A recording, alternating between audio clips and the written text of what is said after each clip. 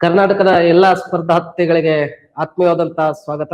NCG academy ವತಿಯಿಂದ school for life.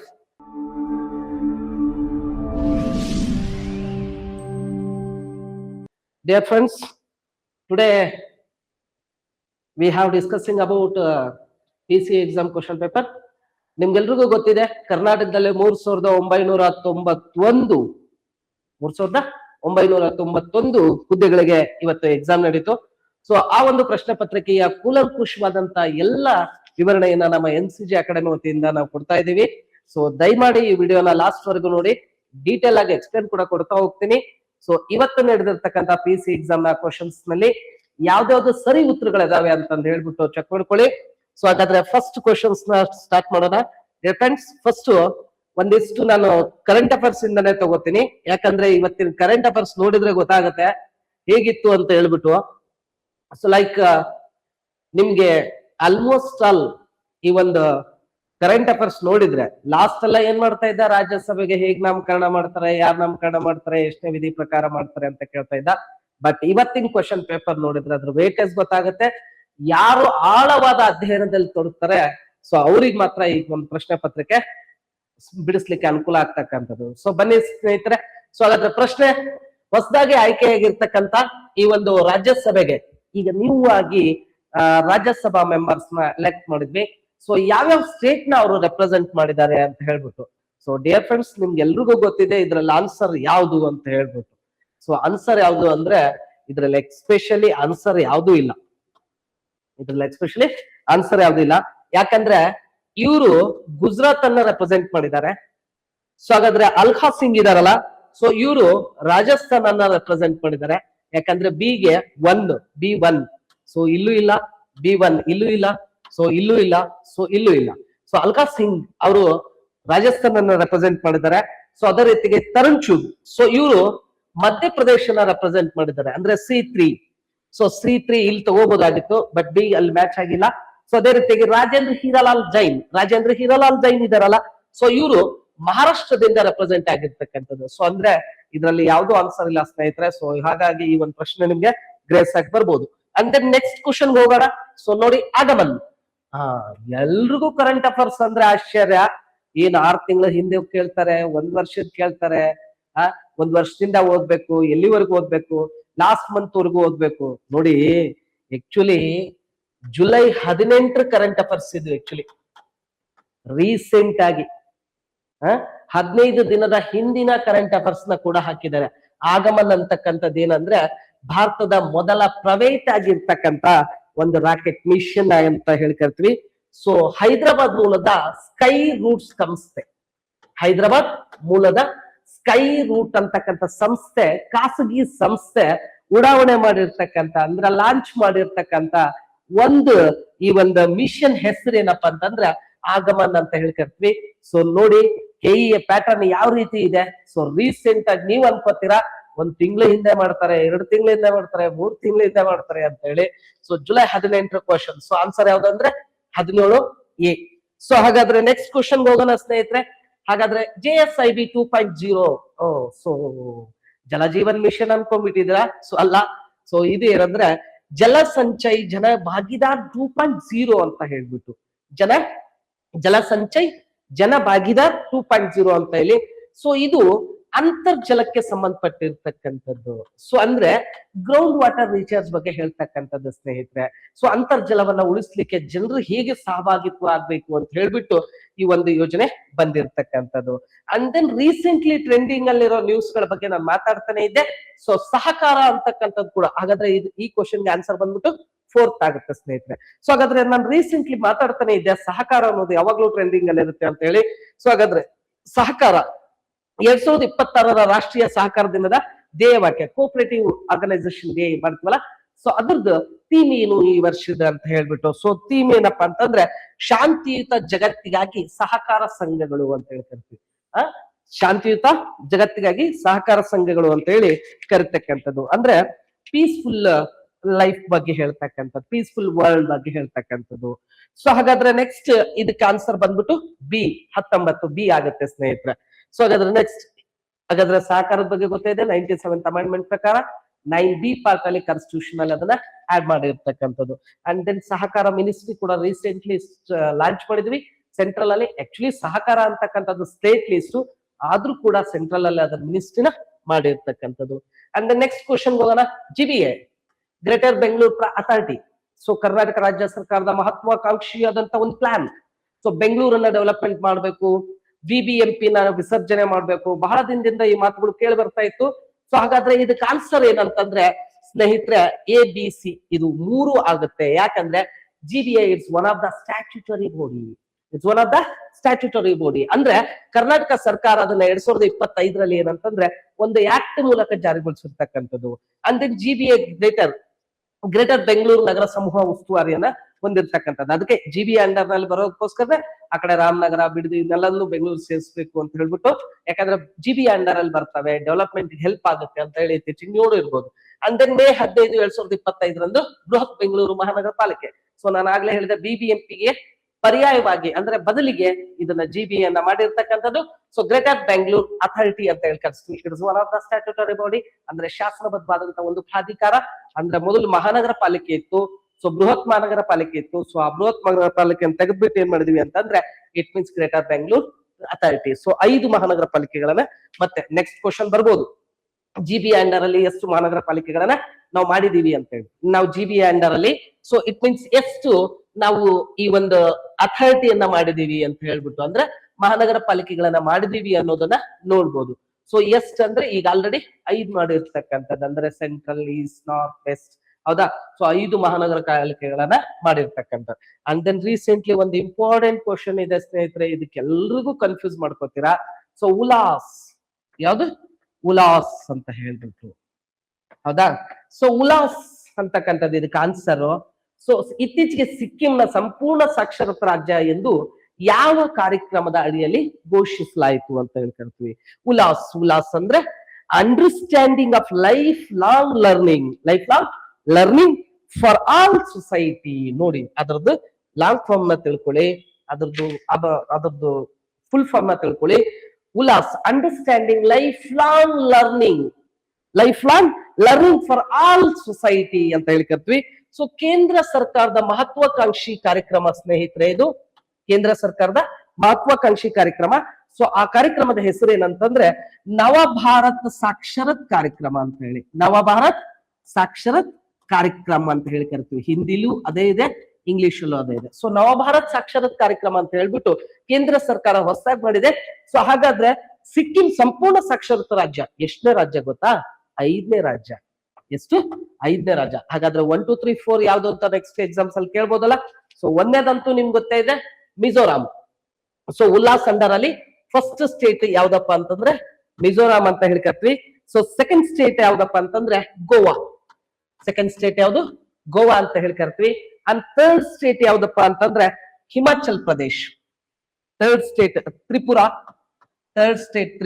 And fourth state Himachal Pradesh. And now 5th state Sikkim ಅಂತ ಹೇಳ್ಕರ್ತೀವಿ. So ಇದ್ರ answer ನಿಮ್ಗೆ ಗೊತ್ತಾಗಿದೆ ಅನ್ಕೋತೀನಿ. ಸಿಕ್ಕಿಂ ಉಲ್ಲಾಸ್ ಯೋಜನೆ ಅಡಿಯಲ್ಲಿ ಸಂಪೂರ್ಣ ಸಾಕ್ಷರತಾ ರಾಜ್ಯ ಅಂತ ಹೇಳಿ ಕೇಂದ್ರ ಸರ್ಕಾರ ಘೋಷಣೆ ಮಾಡಿರ್ತಕ್ಕಂಥದ್ದು. And then next Sehat.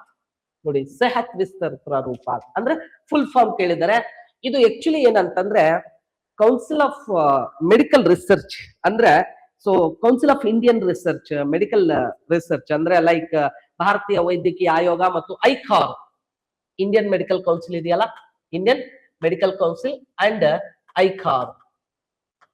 So ಇವರಿಬ್ರು ಜಂಟಿಯಾಗಿ ಮಾಡಿರ್ತಕ್ಕಂತ ಒಂದು ಕಾರ್ಯಕ್ರಮ ಯಾವ್ದಪ್ಪ ಅಂದ್ರೆ ಸಹತ್ ಕಾರ್ಯಕ್ರಮ ಅಂತ ಹೇಳ್ತಿರ್ತೀವಿ. ಸೆಹತ್.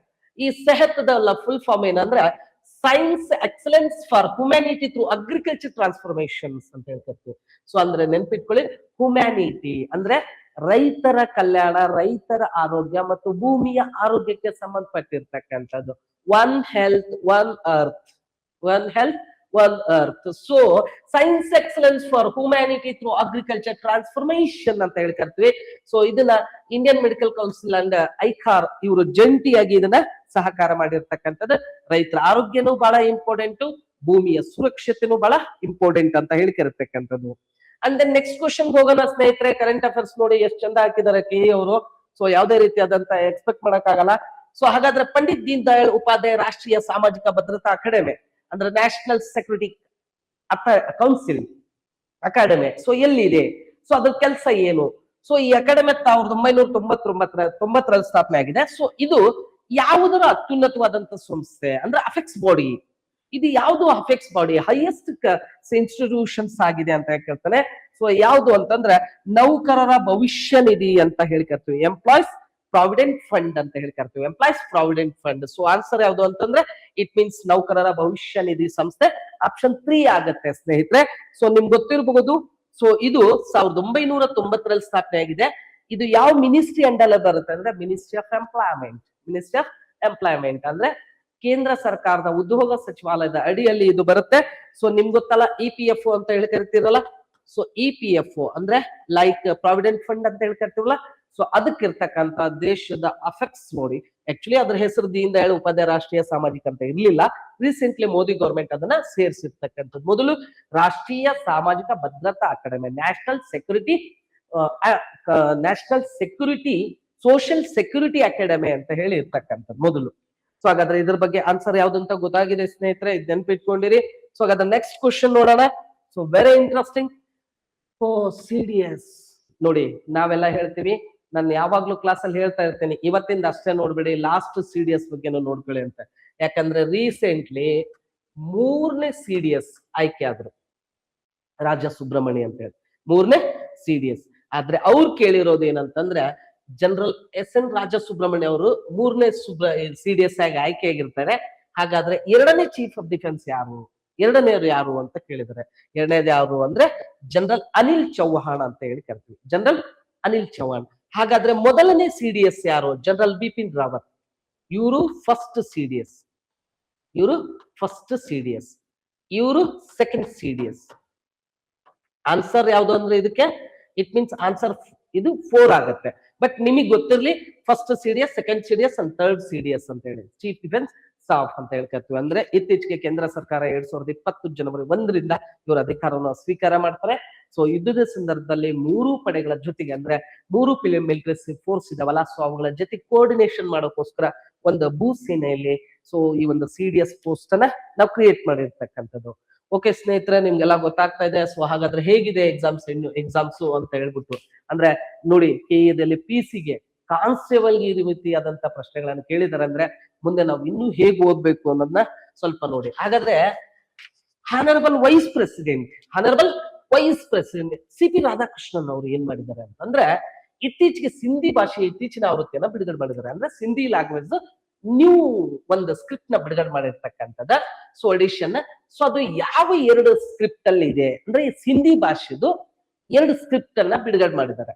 ಸೊ ಅದು ಯಾವ್ದು ಭಾಷೆಯಲ್ಲಿ ಬಿಡುಗಡೆ ಮಾಡಿದ್ದಾರೆ ಅಂತ ಹೇಳ್ಬಿಟ್ಟು. ಸೊ ಆನ್ಸರ್ ಬಂದ್ಬಿಟ್ಟು ಸ್ನೇಹಿತರೆ ಇದಕ್ಕೆ ಯಾವ್ದು ಅಂತಂದ್ರೆ A ಮತ್ತು C ಅಂತ ಹೇಳ್ಕರ್ತೀವಿ. ಅಂದ್ರೆ ದೇವನಾಗರಿ ಭಾಷೆಯಲ್ಲಿ ಮತ್ತು ಪರ್ಷಿಯನ್ ಭಾಷೆಯಲ್ಲಿ ಅಂದ್ರೆ ಸ್ಕ್ರಿಪ್ಟ್ ಅಲ್ಲಿ ಲಿಪಿ.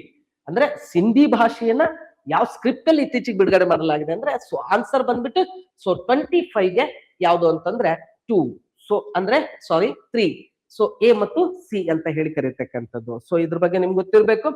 ಅಂಡ್ ದೆನ್ ಇತ್ತೀಚೆಗೆ ಏನ್ ಮಾಡಿದಾನೆ ಅಂದ್ರೆ ಈ PC ಎಕ್ಸಾಮ್ಸ್ ನ ನಾವು ನೋಡ್ತಾ ಹೋದಂಗೆಲ್ಲ ಕೆಲವು ಎಥಿಕ್ಸ್ ಕ್ವಶನ್ಸ್ ಹಾಕಿದ್ದಾರೆ, ಅಪ್ಲೈಡ್ ಕ್ವಶನ್ಸ್ ಹಾಕಿದ್ದಾರೆ. ಸ್ವಲ್ಪ ನೋಡಿ, ಸರ್ಕಾರಿ ನೌಕರರು ಗೌಪ್ಯತೆಯ ಕರ್ತವ್ಯವನ್ನು ಉಲ್ಲಂಘಿಸುತ್ತಾನೆ ಎನ್ನಲಾಗುತ್ತದೆ.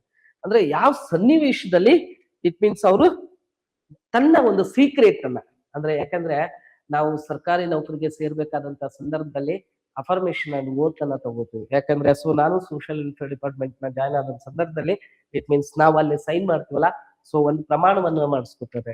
ಸೊ ಅಂದ್ರೆ ನಾವು ಯಾವುದೇ ಅಂದ್ರೆ ನಾವು ಎಕ್ಸಿಕ್ಯೂಟಿವ್ ಅಲ್ವಾ, ಸೊ ಎಕ್ಸಿಕ್ಯೂಟಿವ್ ಯಾವಾಗ್ಲೂ ಅಫರ್ಮೇಶನ್ ಅಂಡ್ ಓತ್ ಆಫ್ ಸ್ಯಾಕ್ರೆಸಿ ಅಂತ ಹೇಳ್ತಿರ್ತೀವಿ, ಓತ್ ಆಫ್ ಸ್ಯಾಕ್ರೆಸಿ ಅಂತ ಹೇಳಿ. ಸೊ ಗೌಪ್ಯತೆ ಕರ್ತವ್ಯನ ನಾವು ಯಾವಾಗ ವೈಲೇಷನ್ ಮಾಡ್ತೀವಿ ಅಂತಂದ್ರೆ ಇಟ್ ಮೀನ್ಸ್ ನಮ್ಮ ಡಿಪಾರ್ಟ್ಮೆಂಟ್ ನ ಮಾಹಿತಿಯನ್ನ ಇನ್ನೊಬ್ಬರಿಗೆ ಹಂಚಿಕೊಂಡಾಗ. ಸೊ ಮಾಹಿತಿಯನ್ನ ಅಧಿಕೃತವಾಗಿ ಯಾರದೇ ಪರ್ಮಿಷನ್ ಇಲ್ಲದೆ, ಯಾಕಂದ್ರೆ ಎಲ್ರಿಗೂ ಅವ್ರದವ್ರ ಕೆಲಸ ಇರುತ್ತೆ, ಎಕ್ಸಿಕ್ಯೂಟಿವ್ ಅಲ್ಲಿ ಆ ಕೆಲಸ ಮಾಡ್ಬೇಕಾಗತ್ತೆ. ಸೊ ನಮ್ಮ ಕೆಲಸವನ್ನ ಅಂದ್ರೆ ಇಟ್ ಮೀನ್ಸ್ ಯಾವುದೇ ಒಂದು ಪರ್ಮಿಷನ್ ಇಲ್ಲದೆ ನಾವು ಅದನ್ನ ಇನ್ನೊಬ್ಬರ ಜೊತೆಗೆ ಏನ್ ಮಾಡಂಗಿಲ್ಲ ಅಂದ್ರೆ ಹಂಚ್ಕೊಳಂಗಿಲ್ಲ ಸ್ನೇಹಿತರೆ. ಸೊ ಇದಕ್ಕೆ ಆನ್ಸರ್ ಬಂದ್ಬಿಟ್ಟು ಇವೆಲ್ಲ ಏನಂದ್ರೆ ಅಪ್ಲೈಡ್ ಕ್ವಶನ್ಸ್, ಇವೆಲ್ಲ ಅಪ್ಲೈಡ್ ಕ್ವಶನ್ಸ್ ಅಂತ ಹೇಳಿ ಕರಿತಕ್ಕಂಥದ್ದು. ಸೊ ಅವ್ರ RTI ಮಾಹಿತಿ ಇದೆಲ್ಲ ಲೀಗಲ್ ಬಿಡಿ, ಕಾನೂನು ಬಹಿರಂಗಪಡಿಸೋಕೆ ಆಗುತ್ತೆ, ಅದು ಲೀಗಲ್ ಇರುತ್ತೆ. ಸೊ ಅಂದ್ರೆ ಮಾಹಿತಿಯನ್ನ ಅಧಿಕೃತವಾಗಿ ಅನುಮತಿ ಇಲ್ಲದೆ ಸಂಬಂಧಿಕರೊಂದಿಗೆ ಹಂಚಿಕೊಂಡಾಗ, ಯಾಕಂದ್ರೆ ನಮ್ಮ ಸರ್ಕಾರಿ ನೌಕರು ಅಂದ್ಮೇಲೆ ನಾವು ಸೊಸೈಟಿ ಸಿವಿಲ್ ಸರ್ವಿಸ್ ಅಂತ ಹೇಳಿ ಕರಿತೀವಿ ಅದನ್ನ. ಸೊ ಅದನ್ನ ನೆನಪಿರ್ಲಿ. ನೆಕ್ಸ್ಟ್ ನೋಡಿ, ಎಂತ ಮತ್ತೆ ಕೂಡ ಅಪ್ಲೈಡ್ ಕ್ವಶನ್ಸ್ ಇದೆ, ಎಥಿಕ್ಸ್ ಕ್ವಶನ್ಸ್ ಇದೆ. ಅಂದ್ರೆ ಒಂದ್ ಸಂಸ್ಥೆ ಇದೆ, ಅಲ್ಲಿ ತಪ್ಪು, ಕಾನೂನು ಬಾಹಿರ ಅಥವಾ ಅನೈತಿಕ ಚಟುವಟಿಕೆಗಳ ಬಗ್ಗೆ ಮಾಹಿತಿ, ಅಂದ್ರೆ ಇಲ್ಲೀಗಲ್ ಅಥವಾ ರಾಂಗ್ ಆಗಿರ್ಬೋದು, ಅಥವಾ ವೈಲೇಷನ್ ಆಫ್ ದಿ ರೂಲ್ಸ್ ಆಗಿರ್ಬೋದು, ಹೌದಾ? ಸೊ ಅಥವಾ ಇಮ್ಯೂರಿಕಲ್ ಚಟುವಟಿಕೆ ಅಂದ್ರೆ ಅನೈತಿಕ ಚಟುವಟಿಕೆ, ಇಮ್ಮೋರಿಕಲ್ ಆಗಿರ್ತಕ್ಕಂಥದ್ದು, ಅದನ್ನ ಬಹಿರಂಗ ಪಡಿಸಿದ್ರೆ ಏನಂತ ಕರಿತೀವಿ ಅಂತಂದ್ರೆ, ಅದಕ್ಕೆ ಆಕ್ಚುಲಿ ಇಂಗ್ಲಿಷ್ ಅಲ್ಲಿ ವಾಸ್ ಬ್ಲೋಯಿಂಗ್ಸ್ ಅಂತ ಹೇಳಿ ಕರಿತೀವಿ. ಏನಂತ ಕರಿತೀವಿ? ವಾಸ್ ಬ್ಲೋಯಿಂಗ್ಸ್ ಅಂತ ಹೇಳಿ. ಅಂದ್ರೆ ಇಟ್ ಮೀನ್ಸ್ ಆನ್ಸರ್ ಬಂದ್ಬಿಟ್ಟು ಇದಕ್ಕೆ ವಿಷಲ್ ಬ್ಲೋಯಿಂಗ್ ಅಂತ ಹೇಳಿ, ವಿಷಲ್ ಬ್ಲೋಯಿಂಗ್ ಅಂತ ಹೇಳಿ. ಅಂದ್ರೆ ವಾಸ್ ಬ್ಲೋಯಿಂಗ್ಸ್ ಅಂತಂದ್ರೆ ಮಾಹಿತಿ ದಾತ ಅಂತ ಹೇಳಿ ಕರಿತಕ್ಕಂಥದ್ದು, ಮಾಹಿತಿ ದಾತ. ಸೊ ಇದಕ್ಕೆ ಆನ್ಸರ್. ನೆಕ್ಸ್ಟ್, ಹಾಗಾದ್ರೆ ಇದು ನಿಮ್ಗೆ ಎಥಿಕ್ಸ್ ಅಂಡ್ ಇಂಟಿಗ್ರಿಟಿ ಗೊತ್ತಿರ್ಲೇಬೇಕು. ನೋಡಿ, ನಾವು KS ಅಲ್ಲಿ GS 4 ಅಲ್ಲಿ ಓದ್ತೀವಿ ಎಥಿಕ್ಸ್ ಅಂಡ್ ಇಂಟಿಗ್ರಿಟಿ. ನಾನು KS ಅಲ್ಲಿ ಬರಿತಾ ಇದ್ದೆ ಇದನ್ನೆಲ್ಲ, ನಾನು ಇದನ್ನ KS ಮೇನ್ಸ್ ಅಲ್ಲಿ ಬರಿತಾ ಇದ್ದೆ. ನೋಡಿ, 1995ರ ನೋಲಾನ್ ಸಮಿತಿ ಅಂದ್ರೆ ನೋಲಾನ್ ಕಮಿಷನ್ ಮೂಲಭೂತ ತತ್ವಗಳನ್ನ ಭಾರತೀಯ ನಾಗರಿಕ ಸೇವೆಗಳಲ್ಲಿ ನೈತಿಕತೆ ಮಾರ್ಗಸೂಚಿಗಳಾಗಿ ವ್ಯಾಪಕವಾಗಿ ಸಂಯೋಜಿಸಲಾಗಿದೆ. ಹಾಗಾದ್ರೆ ನೋಲನ್ ತತ್ವಗಳು ಜನಪ್ರಿಯ, ಅಂದ್ರೆ ನೋಲನ್ ಪ್ರಿನ್ಸಿಪಲ್ಸ್ ಅಂತಾನೆ ಕರಿತೀವಿ, ನೋಲನ್ ಪ್ರಿನ್ಸಿಪಲ್ಸ್. ಹಾಗಾದ್ರೆ ನೋಲನ್ ಪ್ರಿನ್ಸಿಪಲ್ಸ್ ಯಾವ್ದಕ್ ಸಂಬಂಧಪಟ್ಟಿದೆ ಅಂತ ಕ್ವಶನ್ ಇದು. ನೋಡಿ, ಸಾರ್ವಜನಿಕ ಜೀವನದ 9 ಮೂಲ ತತ್ವಗಳು, principles, 9 principles, 7 principles, 8 principles and 5 principles. ಇದಂತೂ ನಿಮ್ಗೆ ಯಾರಿಗೂ ಗೊತ್ತಿರಕ್ ಸಾಧ್ಯನೇ ಇಲ್ಲ. ಎಥಿಕ್ಸ್ ಅಂಡ್ ಇಂಟಿಗ್ರಿಟಿ ಓದಿದ್ರೆ ಸೊ GS 4 ಅಲ್ಲಿ ಅದ್ರ ಬಗ್ಗೆ ಸಂಬಂಧಪಟ್ಟಂಗಿದೆ. ಸೊ ಸಾರ್ವಜನಿಕ ಜೀವನದ 7 ಮೂಲ ತತ್ವಗಳು ಅಂತ ಕರಿತೀವಿ, 7 ಮೂಲ ತತ್ವಗಳು. ಆ 7 ಮೂಲ ತತ್ವಗಳು ಯಾವಂದ್ರೆ, ಒಂದು ನಿಸ್ವಾರ್ಥತೆ, ಅಂದ್ರೆ ನಾವು ಯಾವ್ದು ಕೂಡ ಸ್ವಾರ್ಥ ಇಟ್ಕೊಳ್ಳಾರ್ದಂಗೆ ಜೀವನವನ್ನು ಮಾಡ್ಬೇಕು, ನಿಸ್ವಾರ್ಥತೆ. ಎರಡನೇದು ಸತ್ಯಸಂಧತೆ, ಎರಡನೇದು ಯಾವುದು? ಸತ್ಯಸಂಧತೆ. ನೋಡಿ, ಮೇನ್ಸ್ ಅಲ್ಲಿ ಬರೀಬೇಕು ಆಕ್ಚುಲಿ ಇದನ್ನೆಲ್ಲ, ನೀವು PC ಗೆ ಬರೆಯಂಗ ಆಗಿದ್ದೀರಾ ಈಗ. ಸತ್ಯಸಂಧತೆ. ಮೂರನೇದು ವಸ್ತುನಿಷ್ಠತೆ, ಮೂರನೇದು ಯಾವುದು? ವಸ್ತುನಿಷ್ಠತೆ ಅಂತ ಹೇಳಿ ಕರಿತೀವಿ, ಮೂರನೇದು. ಸೊ ನಾಲ್ಕನೇದು ಯಾವ್ದಪ್ಪ ಅಂದ್ರೆ ಹೊಣೆಗಾರಿಕೆ, ಅಂದ್ರೆ ರೆಸ್ಪಾನ್ಸಿಬಿಲಿಟಿ ಅಂತ ಹೇಳಿ ಕರಿತೀವಿ, ಹೊಣೆಗಾರಿಕೆ, ಹೊಣೆಗಾರಿಕೆ. ನೆಕ್ಸ್ಟ್ ಹೊಣೆಗಾರಿಕೆ. ನೆಕ್ಸ್ಟ್ ಮುಕ್ತತೆ, ನಾಯಕತ್ವ. 1 2 3 4. ನೆಕ್ಸ್ಟ್ ಮುಕ್ತತೆ ಅಂದ್ರೆ ಓಪನ್ ಮೈಂಡೆಡ್ ಇರ್ಬೇಕು, ಮುಕ್ತತೆ. ನೆಕ್ಸ್ಟ್ ಅದಾದ್ಮೇಲೆ ಪ್ರಾಮಾಣಿಕತೆ, ಪ್ರಾಮಾಣಿಕತೆ. ನೆಕ್ಸ್ಟ್ ಅದಾದ್ಮೇಲೆ ನಾಯಕತ್ವ, ಅದಾದ್ಮೇಲೆ ಯಾವುದು? ನಾಯಕತ್ವ. ಸೊ ನೋಡಿ ಸ್ನೇಹಿತರೆ, ಇದು ನೋವಲ್ ಪ್ರಿನ್ಸಿಪಲ್ಸ್ ಅಂತಾನೆ ಫೇಮಸ್ ಆಗಿ ಕರಿತೀವಿ. ಸೊ 7 ಮೂಲ ತತ್ವಗಳನ್ನ ನಾವು ಸಾರ್ವಜನಿಕ ಜೀವನದಲ್ಲಿ ಅಳವಡಿಸ್ಕೋಬೇಕು ಅಂತ ಹೇಳಿ. ಸೊ ನೆಕ್ಸ್ಟ್ ಇದಕ್ಕೆ ಆನ್ಸರ್ ಹೇಳಿದೀನಿ. ನೆಕ್ಸ್ಟ್ 29.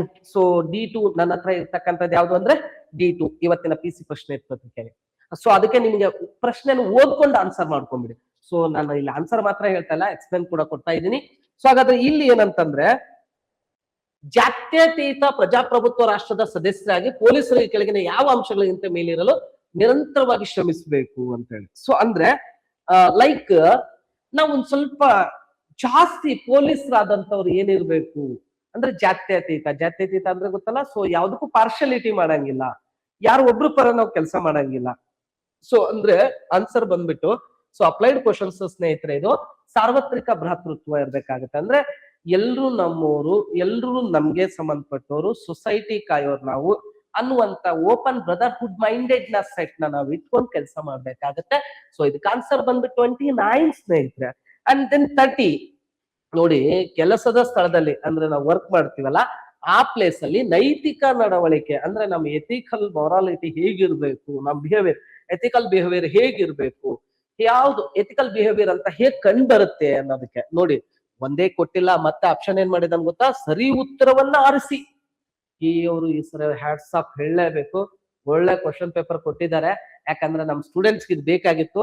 ಮುಂದೆ KS ಬೇರೆ ನೋಟಿಫಿಕೇಶನ್ ಆಗಿದೆ, ನೋಡಿ ಹೇಗ್ ಓದ್ಬೇಕು ಅಂತ ಹೇಳಿ. ಸೊ ಇದಕ್ಕೆ ಆನ್ಸರ್ ಏನು ಅಂದ್ಬಿಟ್ರೆ ಸ್ನೇಹಿತರೆ, ಡಿ ಮತ್ತು ಇ. ಅಂದ್ರೆ ಲೈಕ್ ನಮ್ಗೆ ನಂಬಿಕೆ ಮತ್ತು ಸಹಕಾರ ಇರ್ಬೇಕು, ಮತ್ತು ಸಮಗ್ರತೆ ಇರ್ಬೇಕು, ಇಂಟಿಗ್ರಿಟಿ ಇರ್ಬೇಕು.